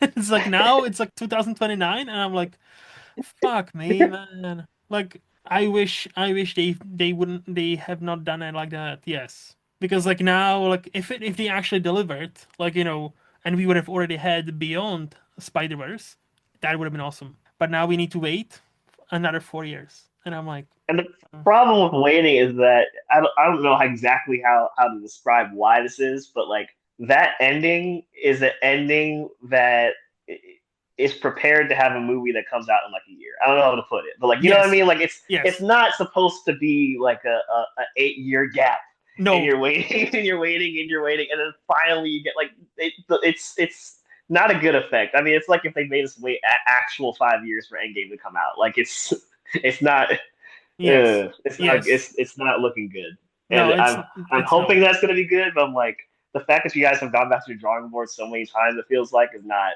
looking great, and it feels to me like y'all made a good first movie with no plan on what you're going to do for the second one. If the second one is garbage, it does affect how I feel about Across the Spider Verse. It will, you Yeah, know. So we'll yeah. see. No, We'll see. that's fair. Just like again, like I totally adore Across the Spider-Man. Like for some reason, I don't know why, it just hit me more than the first one. But again, I still love the Hmm. first one. Hmm. Don't get me wrong. I'm not shit talking the first one. I just Yeah, they're like both I. very good movies. It is I can't argue with exactly. Across the Spider Verse in terms of the It's just movie like itself is very good. yeah. No, for some reason, the second one just hit me somehow a bit more. I don't know why. Hmm. I think maybe it is the fact that it's more about Gwen and her storyline about her, joining the new band, and Yeah, also yeah. whilst that's happening, she's also figuring out the relationship with her dad. And finally, there's the moment where they kind of make up, kind of, like he sees, her for who she is. I thought it Hmm. was a Hmm. very great, like, very nice and touching scene. I was like, that's nice. And I now, again, cannot wait for Beyond, what's gonna happen with Miles. I just Hmm. wish we wouldn't have to wait until 2029. Yes, you're absolutely right. Like, it shouldn't be 6 years between these two movies. Absolutely Yeah, right. it's not, and not even just because of oh I'm a fan I want it, but because literally the structure of the movie is structured for next year you get the resolution, not 8 years Yeah, from now yeah, you get the resolution. yeah. But yeah, so what is the last quote unquote adult movie you would rate 5 out of 5? So anything between 2002 and 1975. So the last adult movie is Schindler's List. Oh, Yeah, that's a easy 5 out of 5. that's a heavy one. Yeah, and it gets a big vote for me because I'd say special place because it's the only movie that has made me cry, and it's like a double record. It's like it's the only movie to make me cry. It's also the only movie to make me cry multiple times. So it's like you Wow. made me cry, and also I watched you again, and I was like, it's not going to get me again for a second time. It did. I was like, dang, it's Wait, you watched crazy. it twice? I've seen it like 4 times. It's a great movie. I'm not disputing that, but like that doesn't seem like a movie you would like to. I don't know. I wouldn't want to like. I watched it once so far, and I'm bracing myself to Yeah, rewatch it because I know it's a great movie, but I also get it's you. a bit fucking dour movie, and it's As hell. supposed to be because Yeah. obviously like the subject matter is kind of not happy. So like it just makes me I'm curious. I don't think I know anybody else who would watch Schindler's List 4 times. I would like to iterate. It was four. I probably saw Cinder List for the first time end of high school, so it's probably been 8 years. Four Okay. times in the past 8 years. So it's not like it's not like I'm like, man, I got to go back to Schindler's List every couple of weeks. Like it's not like my Spider Verse, where I'm like, let me pop that in. Yeah. But no, I've watched it multiple times, and I get.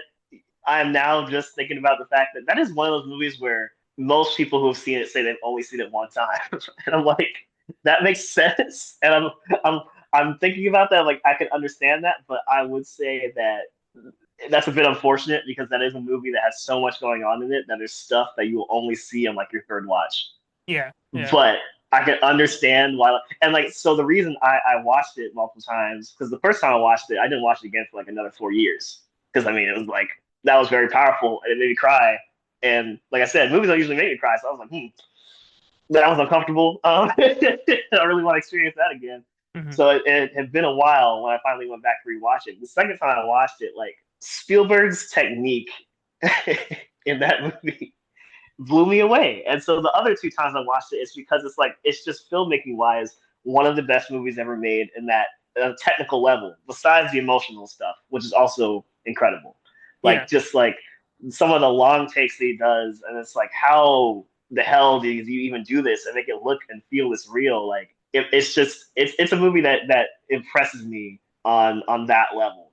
Hmm. But yes, I think if you've only seen it once, it's kind of hard to get past that barrier of that was horrific. I don't want to watch that again.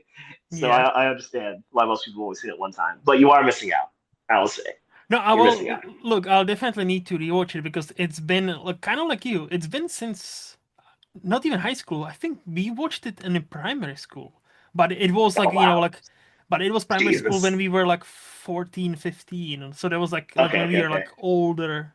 Because in where I come from, primary school like is from like age of 6 to age of like 15. Like for 9 years, Okay, really. okay. So also funny enough, you mentioned Jerry Seinfeld before, and then like a Schindler's List that brings me. Have you actually watched Seinfeld? I've seen like parts of it. Like it was always on TV when I was a kid, but I've never watched like all of Seinfeld. Because there's one of the most famous quotes is like, "You made out during the Schindler's List." Yeah, Who okay, I makes know out that during quote. Schindler? Because George, I think George takes his date to see Schindler's List, and they make out. They end up making out. You made out during Schindler's List. Yeah, I've heard that quote for sure. Yeah. So, like, it's funny how you mentioned Jerry Seinfeld 20 minutes ago, and now we end up talking about Schindler's List, and I'm like, okay, Not on purpose at all. So I didn't even think about that quote. that's yeah. And what is the last old movie you would rate 5 out of 5? So anything 1974 and older. So there's a movie called Sweet Charity. There's not a lot of movies from back then I would give a 5 out of 5. But Sweet Charity, I give a 5 out of 5. Have Sweet. you heard of Sweet Charity? No, what is it about? So it's a movie by Bob Fosse, who made All That Jazz and Star 80. Oh yes. And I Hmm. think Sweet Charity is his first movie. And I saw this movie probably like 2 years ago. So it's like it's just one of those things where I don't watch a lot of movies before that old, right? So when I think about one that's 5 out of 5, it's one that I saw a while ago. But Sweet Charity is like about this woman who's just trying to find love, and she is just unlucky as all hell. Hmm. And it's a very simple premise, but the actress, I'm forgetting her name right now, but she is just so charming. I think it's Shirley something MacLaine. Shirley MacLaine. I was about to say something like Charlene McDonald, like to get real close and miss. But yeah, Shirley MacLaine is so good in that movie, so charming. The way they do the musical scenes are like nothing I've ever seen. Where it's like it's this really good blend of like classic like West Side Story type dancing, and then Hmm. also Bob Fosse has like a lot of really cool cinematography flourishes and really cool editing in there. It's just like really unique, and I think it's probably why Bob Fosse was allowed to make movies like All That Jazz is because Sweet Charity. I mean, it's really Sweet Charity is just so good. Like I feel like he probably got like free reign to do like, oh, okay, we'll give you money to do whatever you want because you're clearly a very talented director. Like Yeah. it's one of those kind of star making movies for sure. So I haven't seen that, but now I have made a mental note to watch it. And speaking of, but I have seen just this year, about a couple of months ago, All That Jazz for the first time. Have you seen that one? What an yes, what an insane movie, huh? Isn't that movie I crazy? see. I like crazy. Like to me, that's one of the best movies. Like Yeah, it's that's one really of the good.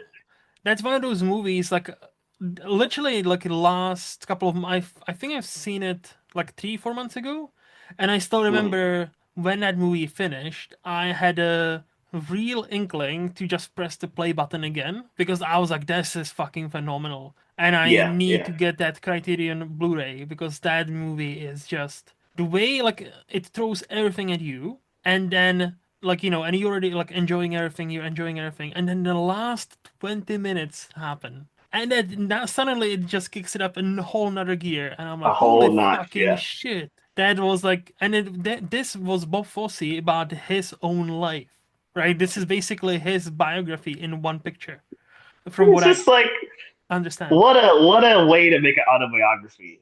Hmm. That's what I find so cool about that movie. It's like it's really unique because it's like there's not a lot of movie autobiographies that exist, and there's also not a lot of movie.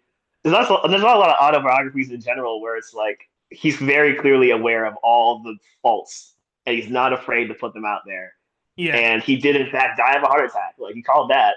Like, like Yes, he did. it's really it's almost eerie. Like it's like he's like, yep, this is me. This is my life. Here it Hmm. is. Yeah, I love that movie.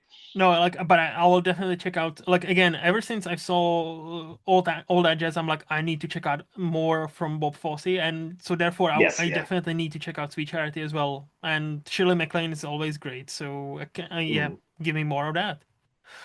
Okay, so yep, yep. would you say is your favorite movie decade? Okay, favorite movie decade. Mm-hmm. I'm still finding. I want to say 70s.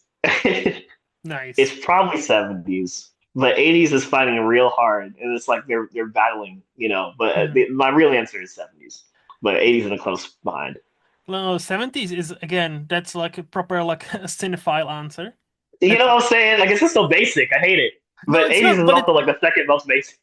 So, but it's basic for a reason. Like I always say, look, yeah, there are stereotypes, and some of them are yeah, bad, but all stereotypes are based on some sort of truth, right? And some correct. like Yes. basic answers are based, there's a reason why they are basic answers, right? Because Mm, there are a bunch of great movies made in 70s and bunch of so great. many. Exactly, and many of our best directors, that's where they had their start, really. Like Spielberg, George Lucas, Francis Mm, Ford Coppola, Scorsese, like Brian De Palma, like all those, like that was at the time that was the big five, really. Like Brian De yeah, Palma yeah. now has fallen off, unfortunately, but like he once in that was in that club, and if you listen to those four, like Martin Scorsese, Steven Spielberg, Francis Ford Hmm. Coppola, talk about directing, they often talk about him and how highly they talk about him because he is still to this day one of them. They like Yeah, even yeah. if his filmography or his career past 1990 or 2000 was not as quote unquote great, I would still say there's like at least two or three great movies in that, but many Mm. people wouldn't have seen that.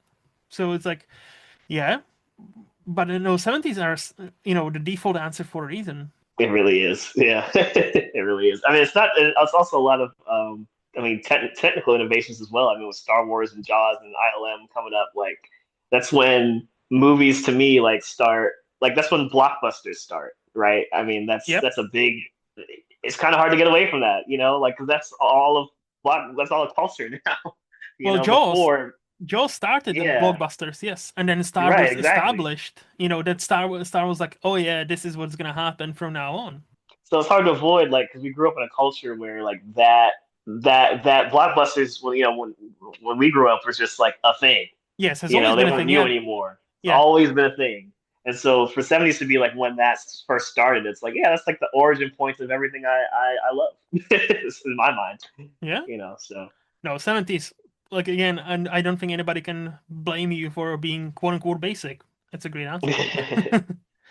So we've heard some of your hot opinions or controversial views on life. Do you have a hot take or controversial opinion about movies? I don't know if I do in general. Okay,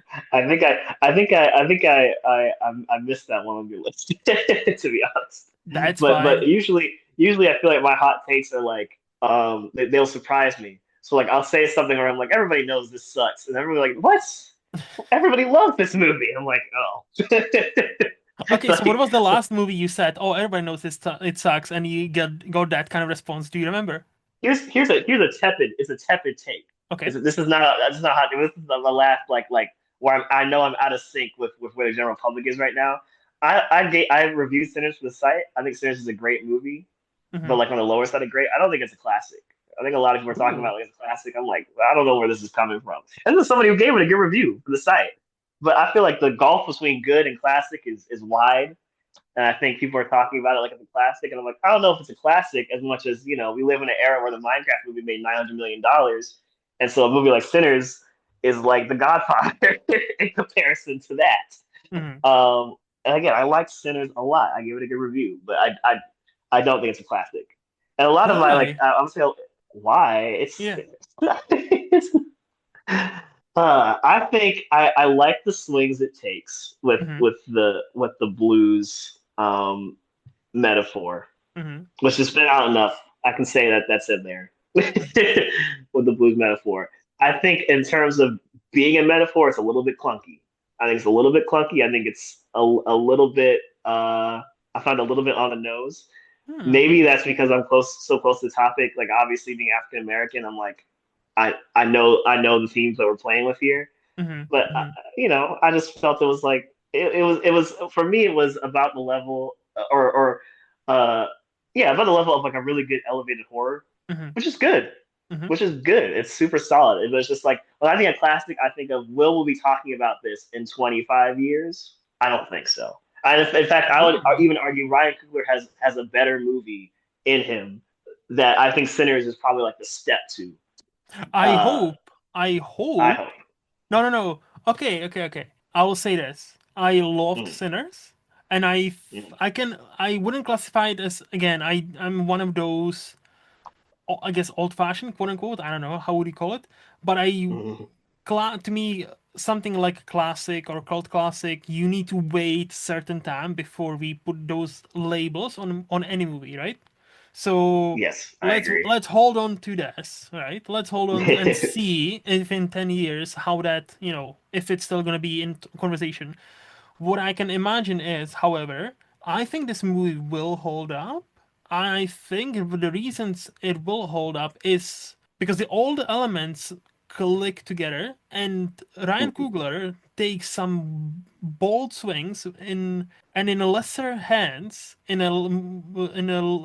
if the director was any bit less intelligent, I think those bold swings he takes, Yes, and there is you're right. specifically Yeah. the one scene, the musical scene. Hmm. Let's not spoil it because it's still fairly new, but there's a musical scene, Hmm. or not a musical like in a sense where they go sing and dance. No, but everybody who's seen Sinners know exactly what I'm talking about. And Correct. that Yeah. scene alone, I was like, damn, that's a choice.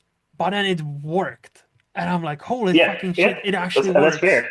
And him Yeah, making it work is impressive. and that's the thing. And I can see this scene in a lesser capable hand, in less capable hands, that would break the movie. And I can Hmm. see that Yeah. No, you're version right. where You're in totally right. somebody else's hands, that would break your movie instantly and would be like, what the fuck is this shit? What are you trying to say? Yeah. And he pulls it off. But I'll say this: I hope you're right. I hope Ryan Coogler will come out with a movie in a couple of years' time with something even bigger and even not even better, quote unquote, than Sinners. Because to me, like that's what I've written in my Letterboxd review. I've seen pretty much all of his movies, and to me, Fruitvale Station, Creed, Black Panther are all excellent movies. Yes. The Yeah. second Black Panther, I still am on higher on it than most because I don't think the problems of the movie he's responsible for that, because obviously there's a Yeah. It's a big circumstance unfortunate with that. unfortunate thing where your main star passes away. You need to kind of do a lot of sing and don't dance about that, and if you Yeah. don't, it would feel kind of weird. And So Disney refuses to move the date of the release date of your movie. yeah. So you just gotta figure it out. Exactly. So like no, like to me, like even like even the Black Panthers Wakanda Forever, I'm still higher on it because I thought what he did with that was probably the best anybody could have done with that Yeah. movie. Yeah. I hear you.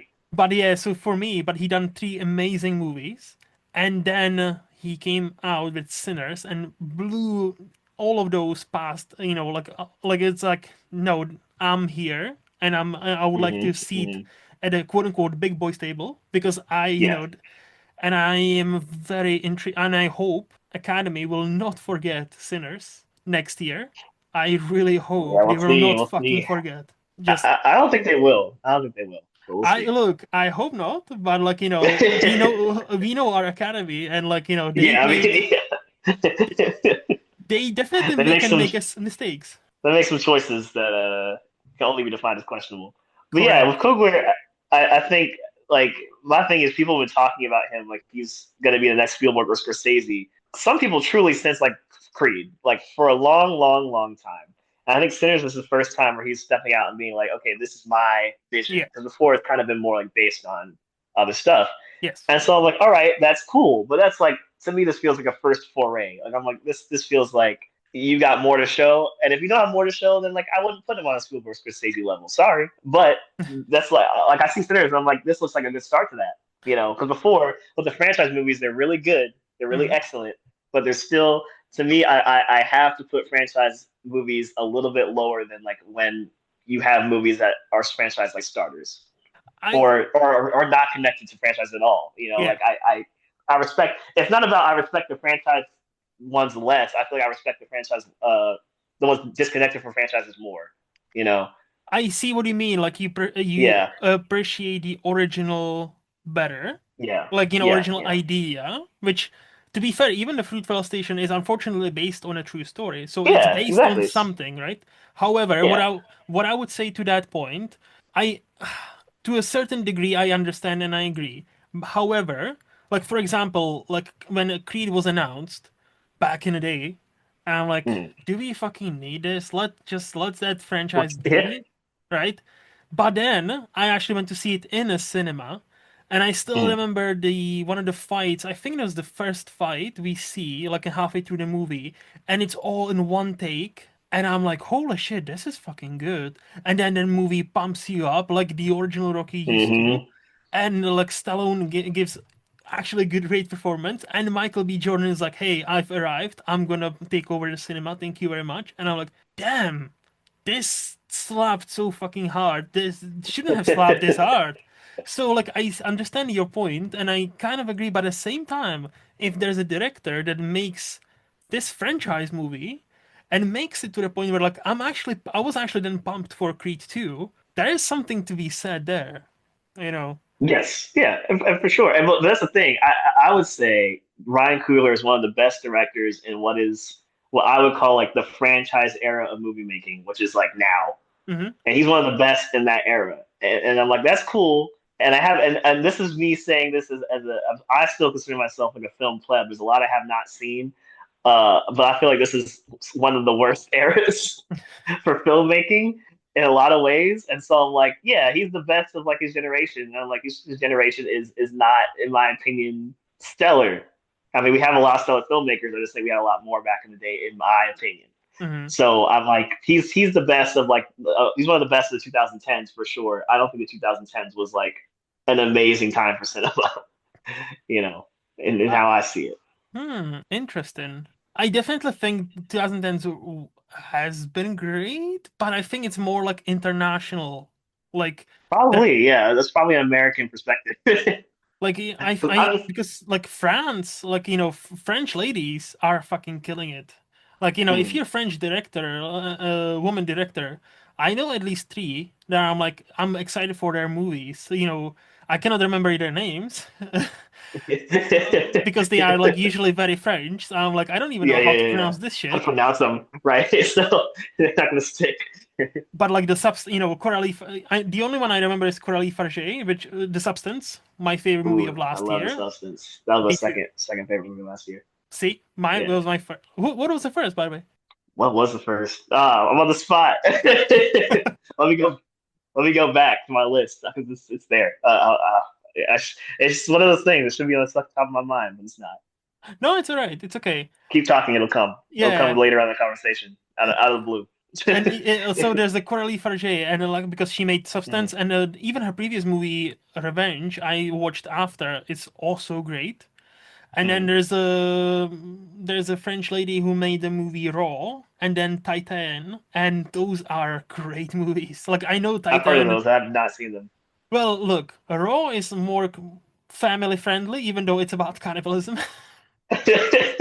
But Titan is one hell of a trip movie. Like Titan, is imagine, that yeah, is that about having sex in the car? Is that one? yes, yes. That's basically look. Oh boy. Is there a scene where a girl or a woman has a sex with a car? Yes. Is that the point of the movie? Kinda, but it's not. But you need to watch the movie. Sorta.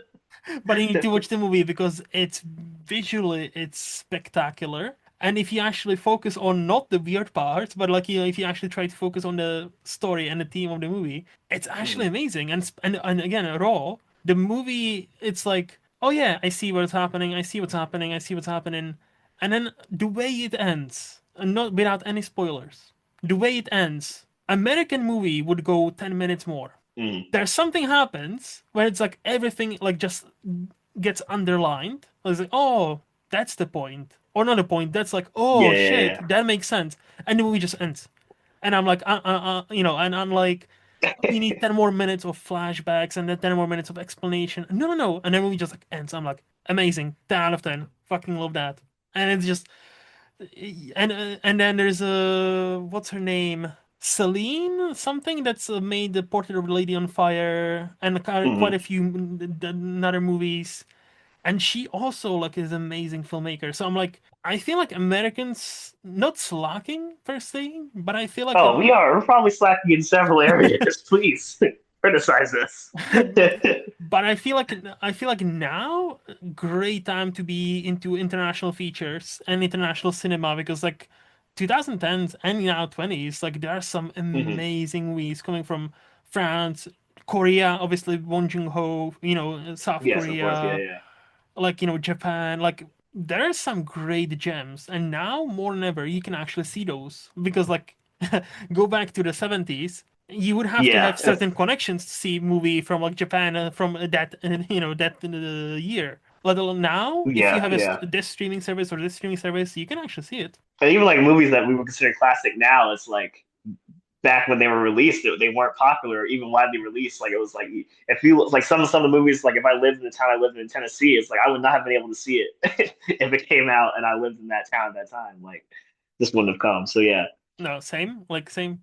Did yeah, you figure it out by the way? What was the your number one movie of last year? yeah. It was I saw the TV Glow. That was my number one. I don't think Oh. I saw a movie better. That's really, and it wasn't. It was one of those things where it's like that. That isn't like even my type of movie per se, but Mhm. like I just felt that was the best of the year. Honestly, in my opinion, I thought it was the best of the year, like heads and tails above everything, including substance. Um, I have heard some people like you praising this movie, and I still uh, it's on my watch list on one of the streaming services Probably I pay overhyping it, for. but I definitely am like it's gonna get played soon. But yeah, I'm kind of curious because like I know the rating is kind of mid, like on like most yeah, platforms yeah. like IMDb, even Letterboxd is not like that high. But I know people like yourself who absolutely adore this movie, so I'm like very curious. Hmm. Okay. It's yeah, I don't know. I don't know if it's like I really loved it, but I'm still not sure. I think only time will tell. Hmm. But I'm not sure if it's one of those things where it's like you have to connect with it on a certain level or you just hate it. You know what I mean? Because I could Hmm. definitely see why some people would be like, this is boring, and I don't really like I don't like what is this even about? Like But for Yeah. me, it was like what it was about was really obvious, and then even besides like the surface level of what the internet discusses it was about, I think it's even deeper than that. But I don't really want to spoil anything for you, so I'm not going to talk about it. Okay. But I think it's one of those movies where like as the years go by, people will see that it's deeper than even just what we talked about when it came out. Because right now, again, I don't want to spoil what most people say the allegory is about.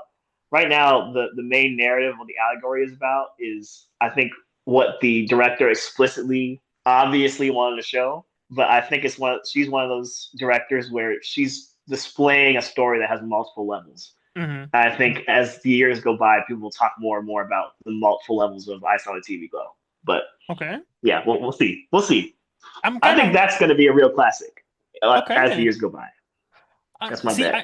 I've made a prediction when I Mm-hmm. watched The Substance for the first time in a cinema. I was like, I can see this in 10, 15 years being like a cult classic where it's gonna I play think in a so. like a cinema and it's gonna be like one of those crowd movies where like it's gonna be a crowd movie and everybody's gonna be just like shouting because it's a very shouty Yeah. movie, it's a very loud movie. And I can see that. Again, maybe I'm wrong. Maybe it's gonna be forgotten about. I hope not, because to me it was a great movie. But no, I Mm-hmm. saw the TV Glow. I am excited to watch it. I am definitely excited to. It's on one of my watch lists on my one of the streaming services I pay for. So I know of it and I'm getting to it. It's just so much to Send the watch. queue. Yeah, I Getting know. there. Yeah, Yeah. yeah. So I think with this we can move to the underrated part of the podcast, where I'll ask you, Jeffrey, who do you think is the most underrated actor we have right now? My choice is Sterling K. Brown because Yes. I feel like that is we're getting close to that not being like underrated, but it's like he's still underrated by like I don't think by the public he's underrated anymore. I feel like everybody knows if Sterling K. Brown's in a movie or a show or anything, he's gonna kill it. He's gonna be the best part of it.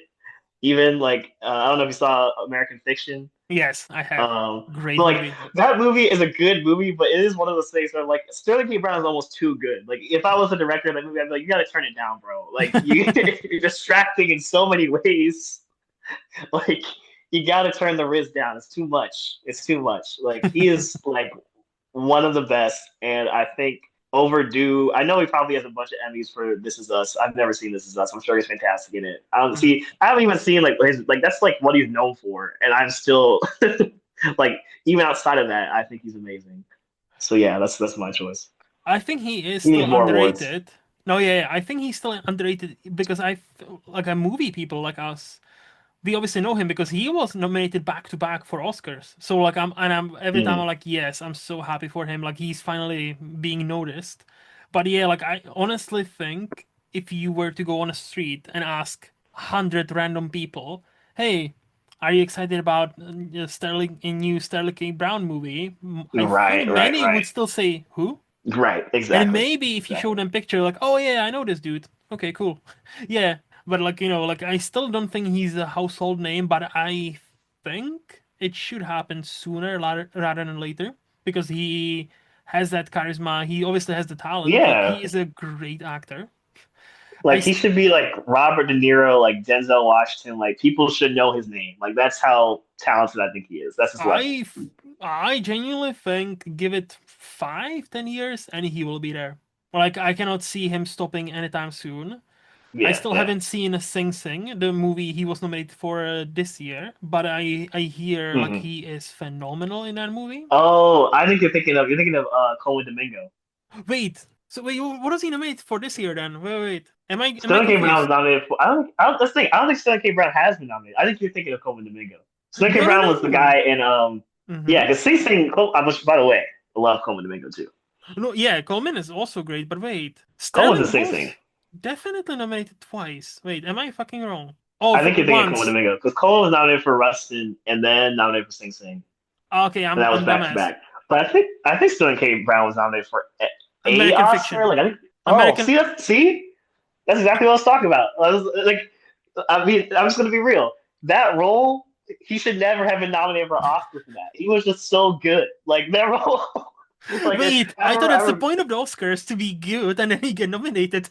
I mean, that's the thing. It's like it's good for him, and I'm glad for him. But that role as written is like he is just like the supportive brother who's just kind of there to like contrast the main character. Like he is not supposed to be stealing the show. Like that is Hmm. not that is not a character that as written is like, oh, if I play this role, I'm going to get a supporting actor nom. You know, some roles are like that. It's like I know that if I can kill this, I'm going to get nominated for Oscar. Yeah. That movie is not like that at all. Like he is really playing a basic role, but playing it like a pro, like just killing it in a role that is nothing. Like every line reading is like this line should not have this much swag. Like what are you doing? Like this is Because he crazy. is great. But He's also, like, amazing. what I was thinking is, have you seen the movie Honk for Jesus, Save Your Soul? Yes, And incredible, like he incredible. just uh him in that movie, like I could make an argument he should have been nominated for He that should have. movie Yeah, because like he should have. yeah, I know you were right. It was Coleman Domingo. Yeah, so I'm a dumbass. I was just confused. So okay, Who's okay. also Mhm. still underrated. Coleman Domingo, until Coleman Domingo, he's also very close to being a household name. He's getting very popular, but until he is like Robert De Niro level, he's still Mhm. underrated. Coleman Domingo should be a household name. Because he was the one who, yeah, he was the one who got nominated for the Netflix movie. What was it name? Rustin. Rustin, yes. I was like, it's R something. Yes. And I've seen it because of him. Yeah. He was definitely the best part of the movie. Unfortunately, the movie did not live up to his level. The Oh movie yeah, yeah, was it's okay. here, but he was here. Like he's Yeah. the only Yeah. reason. Like it's a Netflix movie, unfortunately, for all its flaws. Yeah. And not all Netflix movies are bad, but all bad movies are Netflix movies. I'll just say that. they kind of all Netflix movie, all bad movies have the vibe of a Netflix movie. Yeah. I can agree with that. I don't.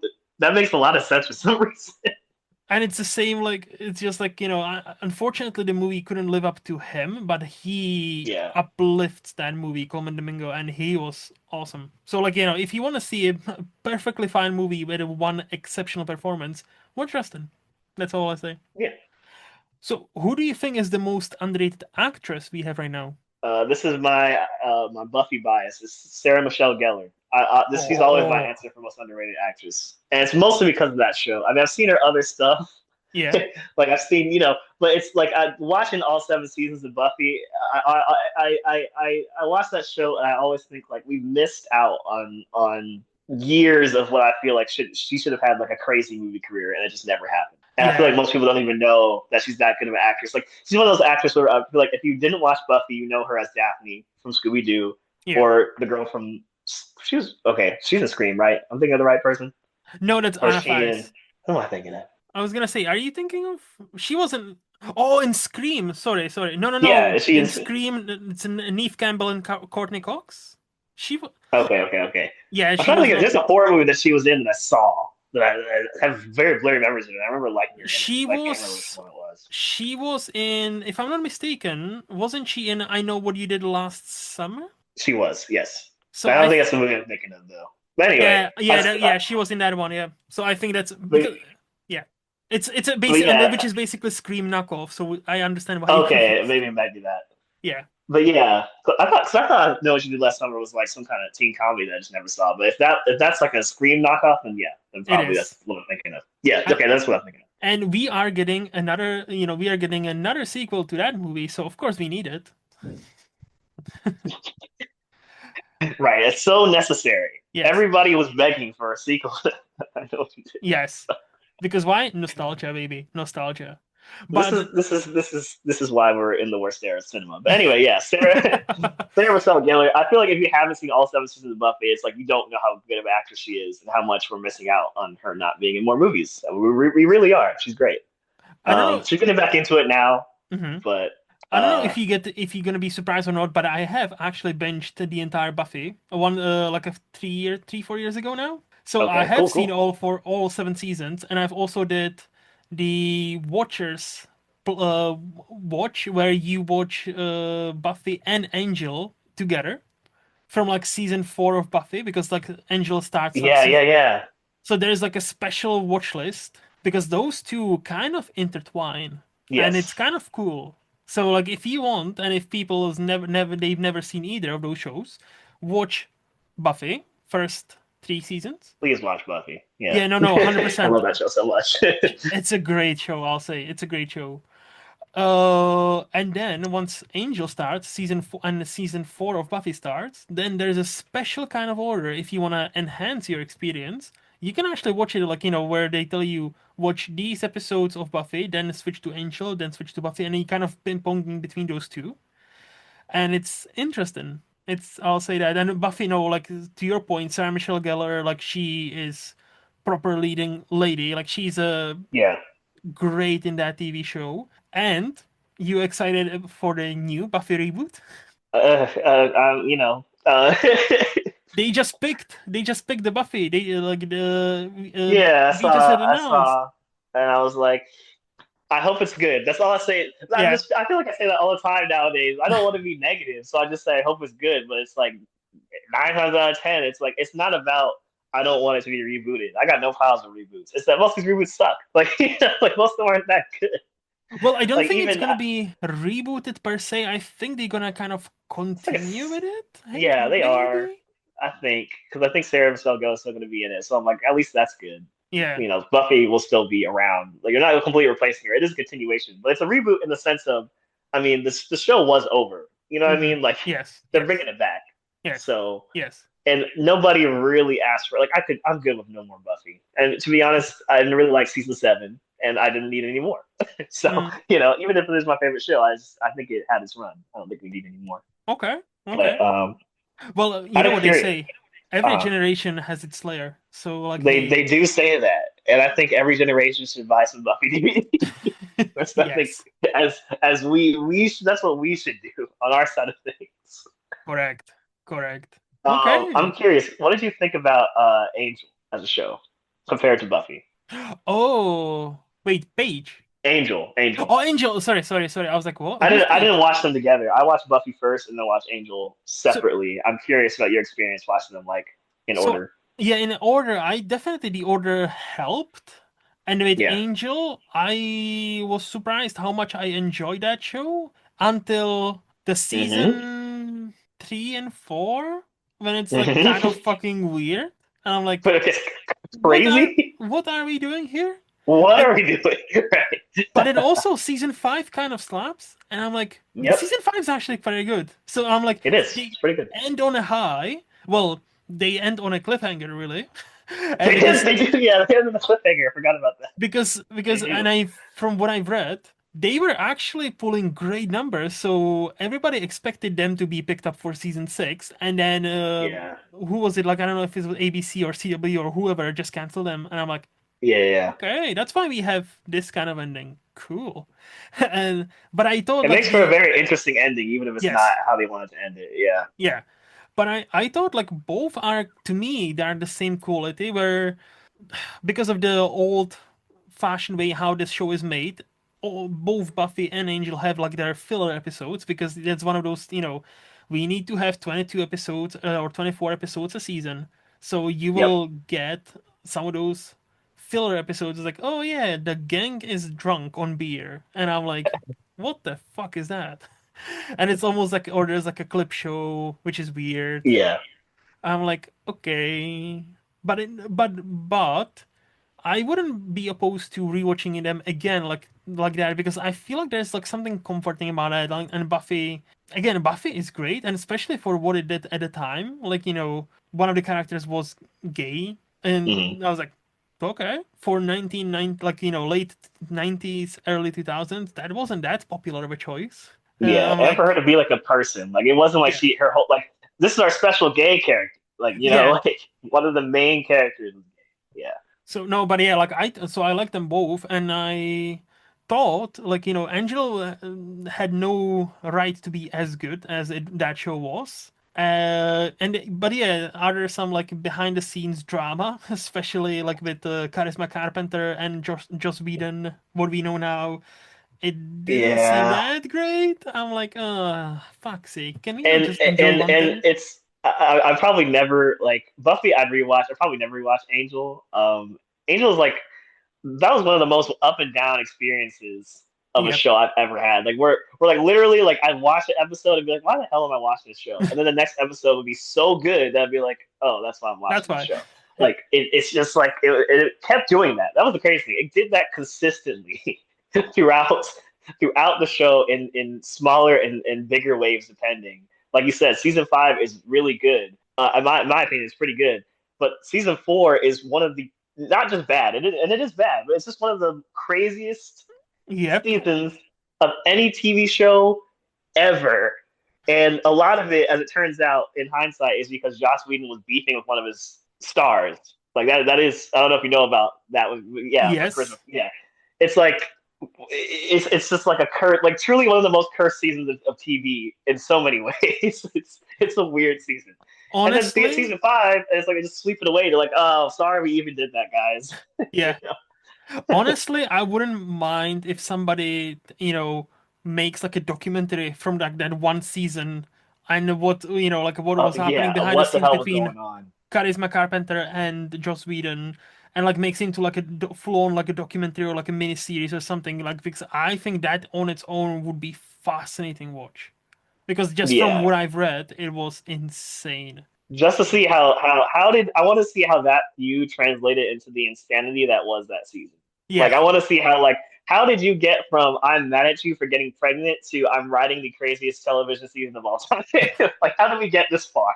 You Yes. know, it already started from a bad place. You as Joss Whedon as a creator, you getting mad at a woman for being pregnant. Like that happens on TV shows all the time. Work around it. What's your problem? Like it's not Yes. a big deal.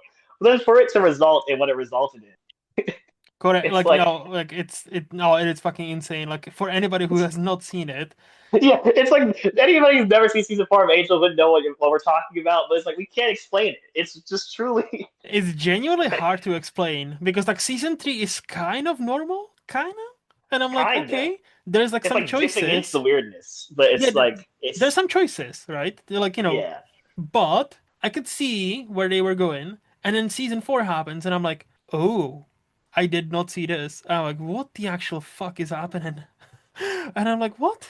I was just so confused. here's like I describe Angel season 4. Just imagine like you have an uncle for Christmas and he comes over and he gives you a present that you didn't expect. And he goes, "Ha! I didn't see that coming." And it's like, "But I didn't want it." And he just keeps doing it over and over and over.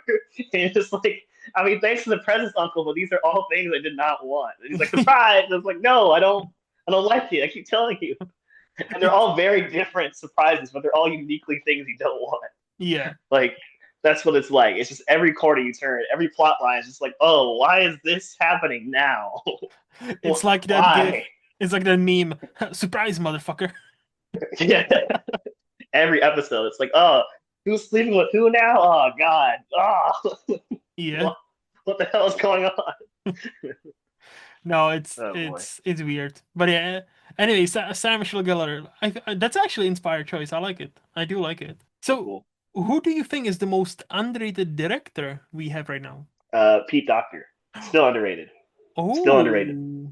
As a director, I Mhm. mean, Monsters Inc., Up, Inside Out, Soul. Plus, I mean, I know you didn't really direct the other Pixar movies, but like, kind of. You know, I just think as a creator, he's got a really good creative brain. He's Yes. not really. I mean, he's known for it, but he's not like respected for it because animation, at least in America, is still kind of regarded as over there. Like it's cool, but it's not as hard. Like yeah, people really see it as it's not as hard as live Hmm. action. So the fact that you have one of the best story brains in the business and then made billions of dollars in the box office, making, in my opinion, damn near perfect movies, Hmm. you don't really get as much respect as if you did that with live action. But Yeah. he should. Yeah. He should. Isn't he also one of them who kind of got canceled because apparently he was quite inappropriate with some people? No, I think you're thinking of the guy who was in charge of Pixar before him, Oh, whose okay. name is escaping me. Oh, John Lasseter. Lasseter. John Lasseter. Lasseter. Oh, Yeah. okay. Lots Okay. of hugging Lasseter, as Sorry, some P people Doctor. called him. Sorry, sorry. Yeah, Because I knew there was a one like prominent Pixar guy who yeah, yeah. was involved in many of their like best movies and it got canceled because like apparently he was quite touchy and inappropriate. And I'm Yeah. like, uh-oh, no. No, No, Pete Doctor was the one after him. okay, that's good. Now, of course, they worked together a lot, obviously, but yeah, Yeah. they came in They afterwards. didn't do everything together, and that's important. No, yes. No, that no, like those movies, like again, like the early Pixar. There's a reason why many consider there was this amazing streak where it seemed like Pixar cannot do any wrong, right? It's like they were Mm, like banger after banger, like like Monsters Inc., Incredibles, Finding Nemo, Ratatouille, Wall-E, Up. It's like like even like many people would say Brave was kind of but I still loved Brave. Genuinely, it wasn't until like Good Dinosaur I was like, okay, I see them yeah, Good stumbling a Dinosaur definitely bit. fall off. Yeah, But like they still made some great movies. Like Soul was great. Like I enjoyed Luca for what it was. I yeah, love Coco. Like Coco is yeah. I love Coco. like that. Incredible See, movie. you said about Schindler's List. That was the only movie that made you cry. Coco was my first movie that made me cry. Like Hmm. that has a special place in my heart. So like I wish, and again, when this episode drops, it's gonna be September, so it's gonna be long gone. But there is a new Pixar movie coming up soon. Ilya, I think. I yeah, he's seeing trailers for that, and I hope. yeah, it looks like something. Like, look, I hope they're gonna go back to their roots, but like their current plan of hey, we're gonna focus more on sequels and prequels and less on original ideas worries me. And I'm like, Yeah, yeah, Pixar, that's not why we liked you. But like money talks, and if Inside Out 2 made all the millions and billions of dollars, obviously they will go where the money is. yeah, yeah. But yeah, okay. But it's again, that's a great choice. So I know the next one is difficult, but do you have a movie or two you would wanna shout out as underrated? Uh, my underrated movie is Waves, but it's Mm. underrated because no one's seen it. It's not underrated because it's like anyone that's seen it is like, yeah, it's great. It's not underrated because people like don't like it. It's just like, why don't people know about Waves? Like, it's just really crazy to me. Talk about Sterling K. Brown. Exactly, exactly. One of his best performances, in my opinion, of many good Mm-hmm. performances. Mm-hmm. Great performance by Taylor Russell. Great performance by Kelvin Harrison. I think is his name. Mm-hmm. Just yeah, if that feels like one of those movies where like in if it came out in the '90s, it would have gotten Oscar recognition. Maybe people wouldn't have seen it, but it would have at least gotten that boost from Yeah. like, oh, this is good, good drama. Mm-hmm. We'll at least give it that boost. But I think in today's era, it just kind of got washed out. Like there's too much other stuff going on. Nobody really paid attention to it. But No, yeah, like I finally watched it a few months ago, and I really mm, liked it. I thought it was great, even though it is a definitely story of like two movies almost. I'm like, definitely, yeah, I'm like, I don't know if I vibe with the second part of the movie as much as I vibed with the first one, even though the first one is fucking heartbreaking. yeah, Like, yeah, it's definitely like more like, and then like the second part, it still has its moments and it still belongs to that movie, but it feels almost disjointed. But I I, hear you. I hear you. but I feel like it's one of those movies, kind of like Schindler's List. You need to watch multiple times. Like, it's not gonna be a Yeah. pleasant experience because obviously what the movie deals with. But at the same time, I feel like I would appreciate it more on a second viewing. Yeah, I think I really like the way the first half is so I don't even want to call it negative, but it definitely shows like a downward spiral, right? Yeah, yeah. Obviously. And there's a lot of indie movies about that kind of spiral, and of course, Waves is a really good version of it. I'm not knocking that, but what's different about Waves from like a lot of other indie movies I've seen that portray that exact same story, is that it has that story, which is kind of typical Hmm. in the sense of there's a lot of indie movies about that topic Hmm. that the first half of Waves is about. It tells that story, and then it veers off in this whole other like life affirming kind of direction that yes does feel like a second movie, but I like that because of the first half. Like I like Yeah. how disjointed it is in a sense because it's just like after something that is so just like you say heartbreaking, Hmm. it's like all right, well here's something that's a little bit more positive, but it's not positive in the sense of like just like all right, here's some happy shiny stuff. It's like here's how you rebuild after something like that, Hmm. you Hmm. know, after a Yeah. tragedy like that, and how hard it is, but also the moments of beauty that you get while getting through a tragedy. I just think it's really beautiful, you No, know. again, it is, but just like, I was definitely not prepared for how Yeah, it's a shift. different they will feel those two like halves of the movie. So like Yes, that's what yeah. I'm saying. Like, I as much as I don't want to, it kind of knocks it down a tiny bit, but that's what I'm also Mm-hmm. saying. I am aware that this is a me problem, so that's why I'm like, if I were to rewatch it in like a couple of years time, when I Yeah. know where the movie will go, I think I'll enjoy it much more. And that's why I'm Mm. like always like open to, hey, even if I didn't like this movie, it might not be the movie, it might just be me. So Yeah. that's totally fair because many times I'm the dumbass. So I'm like, Yeah. yeah, many times the movie is great. I'm just like, oh, I was not in the right, space headspace where I wouldn't didn't get it what the movie is trying to say, and I watch it again, and I'm like, oh, actually, this movie is awesome.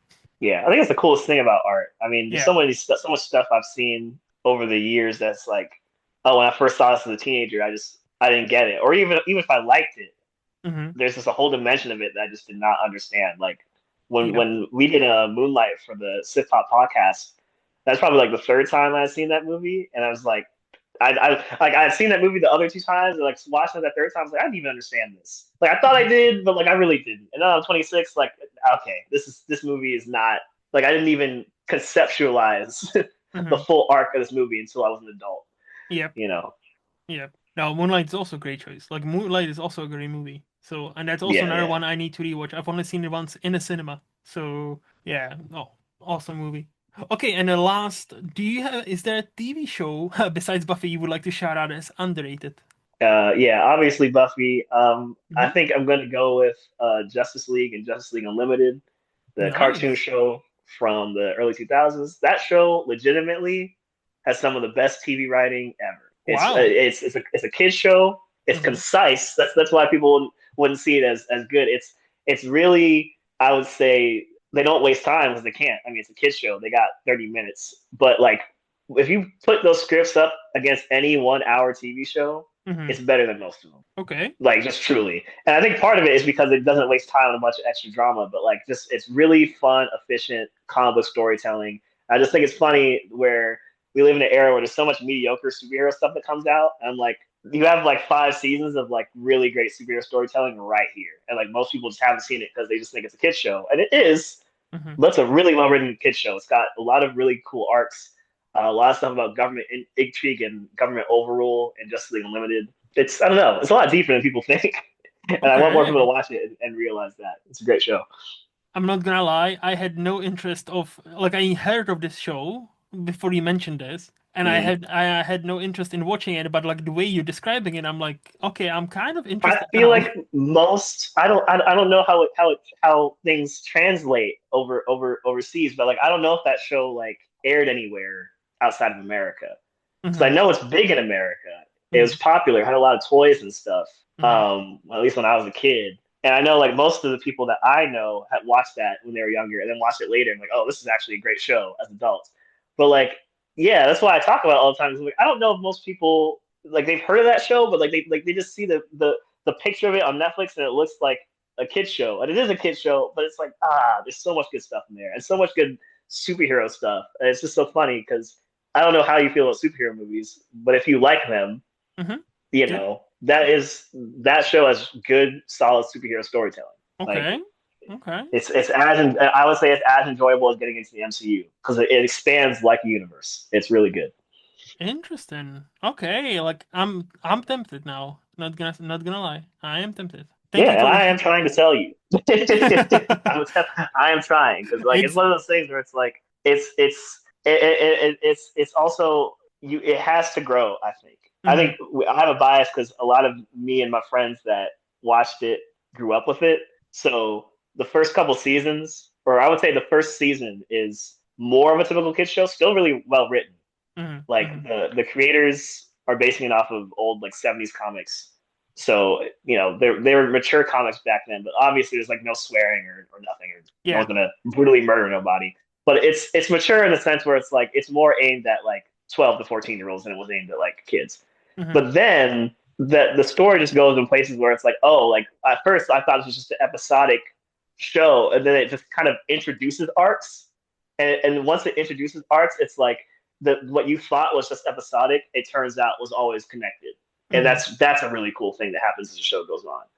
Where Oh it's like yeah. you Mm. feel like, oh, okay, well, this is just show episode to episode, Justice League having adventures, Justice League having adventures, Justice League having adventures. And then the Mhm. way they bring everything back in later seasons is so good. So good. Okay.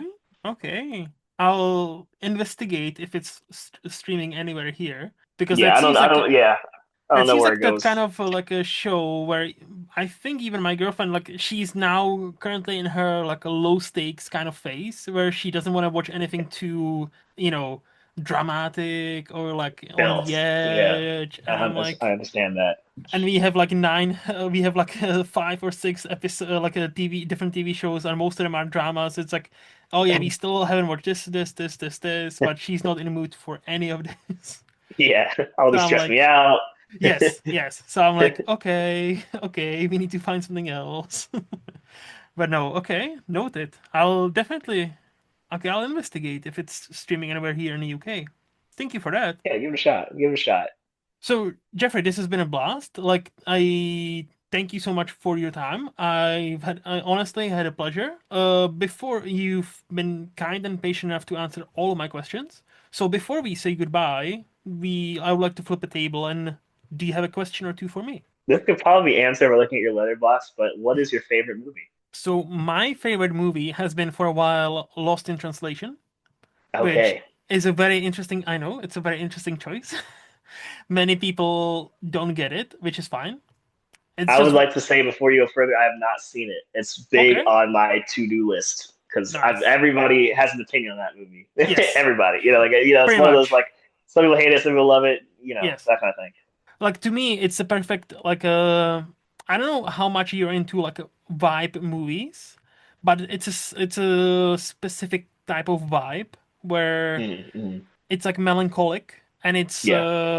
it just showcases beautifully how you can be surrounded by thousands of people and yet feel alone, and it's all about searching for that connection and how if you find that true connection, like how it could work if you're a young woman, in the case Mm-hmm. Scarlett Johansson being like at the time 17, 18, and Bill Mm-hmm. Murray who at the time was like 50 something or Mm-hmm. maybe even 60. So like how that works, like that like Mm-hmm. unlikeliest of connections and how that can look and where Yeah, that yeah. can lead and everything in between. So like to me I'm kind of weird. Like I wouldn't rewatch this often. Like I've only seen it 4 times in Mm-hmm. like last 15 years or so. So like for and people and so there's many movies I've seen much more than that, but that's because Yeah, I wanna yeah. like I don't wanna. I'm not one of those like, oh, I need to rewatch it every year because it's my favorite movie of the year of all time. No, like I want to savor it. And I know I'm Yeah, quite I get that. unique in that. Quite unique. Mm-hmm. I know many people would rewatch their favorite movies like, every year or every second year or whatever. And I'm like, no, I just want to savor it. And then when I'm in that mind space, when I want to feel a certain way, I Yes, watch I that understand that. movie and it always hits. And it's one of those where it's like from the first moments the music hits, like I'm right where I want to be, and Mm. I'm just enjoying. Yeah, enjoying the ride, even though it's kind of Yeah, a yeah. sad movie. Hmm. Yeah. And now, like, speaking of movies, like, like how movies change with the age and like understanding, not understanding movies. My second favorite now is Mulholland Drive by David Lynch. Okay, I don't know if yeah. you've seen that. I've seen that. That I will have to. Well, see, that's the thing. That movie, I know by the end, I was like, it's definitely a movie where you're meant to watch it again. So I've only So, seen it once, so I have to see it again. It kind of annoyed me when I watched it. I was like, ah. I know that this is the point. Like I have to. So yeah, we'll see. I don't know if you listened to the episode. So we recorded like this February on my writer's room. So I had my big spiel about why it's my like one of the favorite movies of mine. Okay. And basically I'll repeat it. I kind of now I've this is my fifth or sixth time watching this. So I think now I arrived at a place where I actually know what's happening in the movie. What is, Yes. what's a dream, what's reality, whatever. Yeah. Yeah. But I'm at that point where I don't no longer care. Like today, like this was like when I was the last time I rewatched it, I'm like, I don't really care anymore. Like I'm just here Right. again for the vibes. Like the moment that movie starts, I'm yet again transported onto that LA night. There's some mystery in the air. There's some sort of like lust in the air. There's like a love. There is horror, and David Lynch is in the middle of it and is just directing it. And to me, like, even when watched it for the first time, when I was like 14, which is a bit too fucking early to watch this movie. Probably a little bit. Yeah. And I'm like I still remember, like it finished, and I don't understand anything I just watched. I don't understand what just happened, but I understood even at the time it was something extremely interesting and Yeah. fascinating, and I understood how I felt. And that was one of the Yes. first Yes. Yes. movies I'm like, I don't need to understand movies if they make me feel like this. Hmm. And that's why I'm like now at the point where if I put it on right now, I'm not even gonna try to analyze it anymore. I'm just gonna enjoy it. And that's I think that's the problem with both of my favorite movies. If you're not on that wavelength, you will just not gonna enjoy it, which is fine. Which is like, Yeah. again, like that's why art is subjective, isn't it? Yes. Yeah. Yeah. But like if you manage to link yourself to that like frequency, like whether it's Sofia Coppola and Lost in Translation or David Lynch, and let you I always say, like, if you allow yourself to be led by any movie where that movie wants you to take, rather than, oh, I would have done this, I would have done this, I would have done this. No, no, no, that's not the point of the movie. Like nobody cares about what you think. Let the Right. movie let the movie take you to where the movie wants to go, right? Yeah.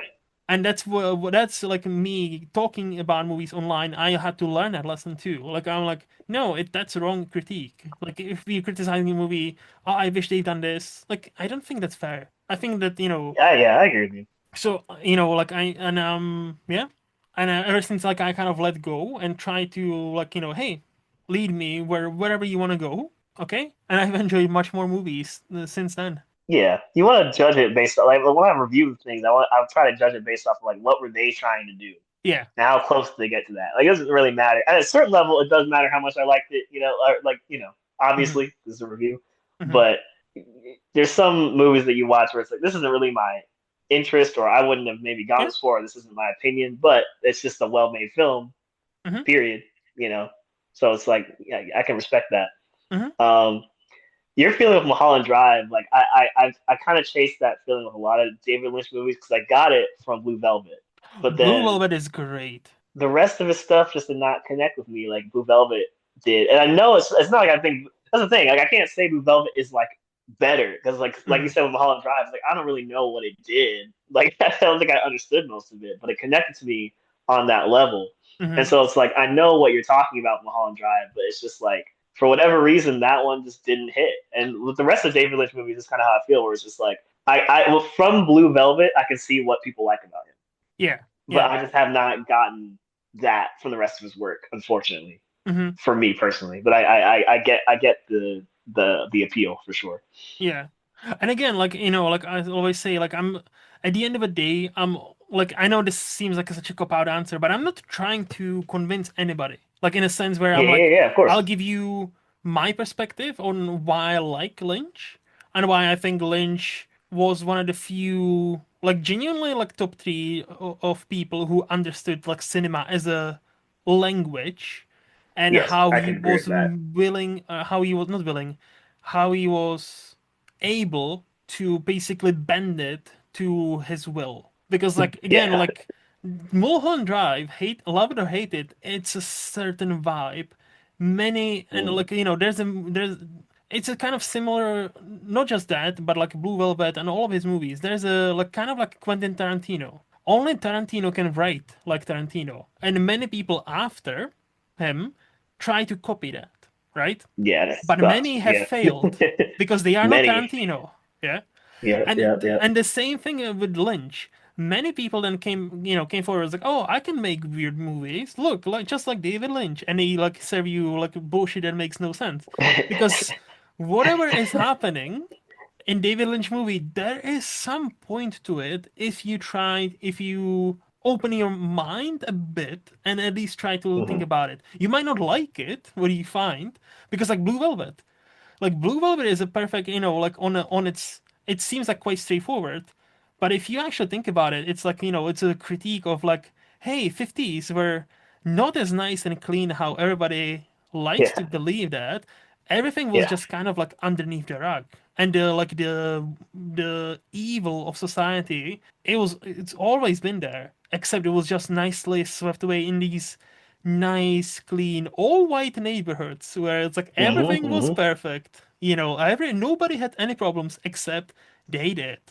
And people Yeah. don't like to talk about it when they say, "Oh, we need to go back," where before it was so much better, like back in 40s and 50s, because like there were no divorces, there was no this, no this, no this. I'm like, Yeah, yeah, yeah, yeah, okay, okay, okay. I don't think you realize what you said, but okay. yeah.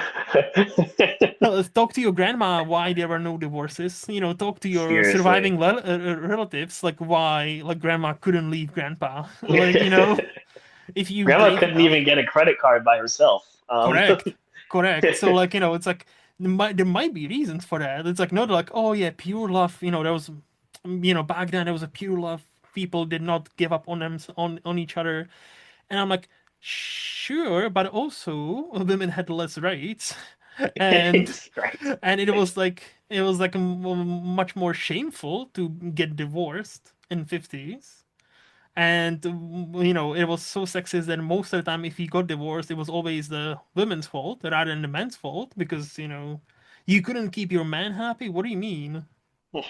So like, and David Lynch again, like with Blue Velvet, it's like, like kind of peeling off that layer, kind of like picking at the scab. Nobody wants it to Yeah. be picked at, and David Lynch is like, no, I'm a pick it. Let me do it. Let me do it. And that's why many people despised him because he's like, oh no, I don't give a fuck. I'll just show it, and you can deal with it. And I really admire that. And I was, excuse me, I was so sad when he passed away this year. I was just Yeah, yeah. heartbroken. But yeah. It was so crazy too because I had just finished watching it. Like I've never seen his films, and I just I wasn't really marathoning them. I just kind of slowly made my way through them, and Mhm. then like right when I finished it, he passed. I was like, damn, Yeah, and we were crazy. we were supposed to record that episode just before, and then something happened in our personal lives where we had to reschedule for a couple of Yeah, yeah. weeks, and that week we were supposed to record, he just passed away. So I was like, ah, fuck me.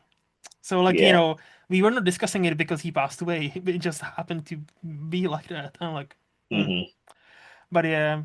So any other questions for me? None that come to mind. All right. No, that's all good. So, genuinely, Jeffrey, again, this has been a blast. Thank you so much for spending almost 3 hours with me. I do appreciate your time. And No if problem. No people problem. have enjoyed our conversation, where would be the best place for them to follow you? You can now find me at Jeffrey R on Letterboxd. I think Aaron's going to be mad that I got to do that for the first time on your podcast, not on his, after years of me teasing it on Sif Pop Podcast. But yeah, Jeffrey R on Letterboxd. That's where you can find me now. Okay.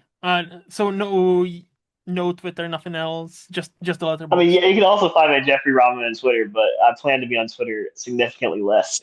So, but Fair, you can find me there. fair. Okay. Those links will be down there in the description, so people can just click on them. For me, as always, in Movies Lost on Letterboxd, here every other Friday, and on Wasteland Retrospective once every month, and Cinematic Wasteland also once every month. And that's it. This podcast is part of SPDM Media, and a special thanks goes to Highflyer Creative for designing my logo.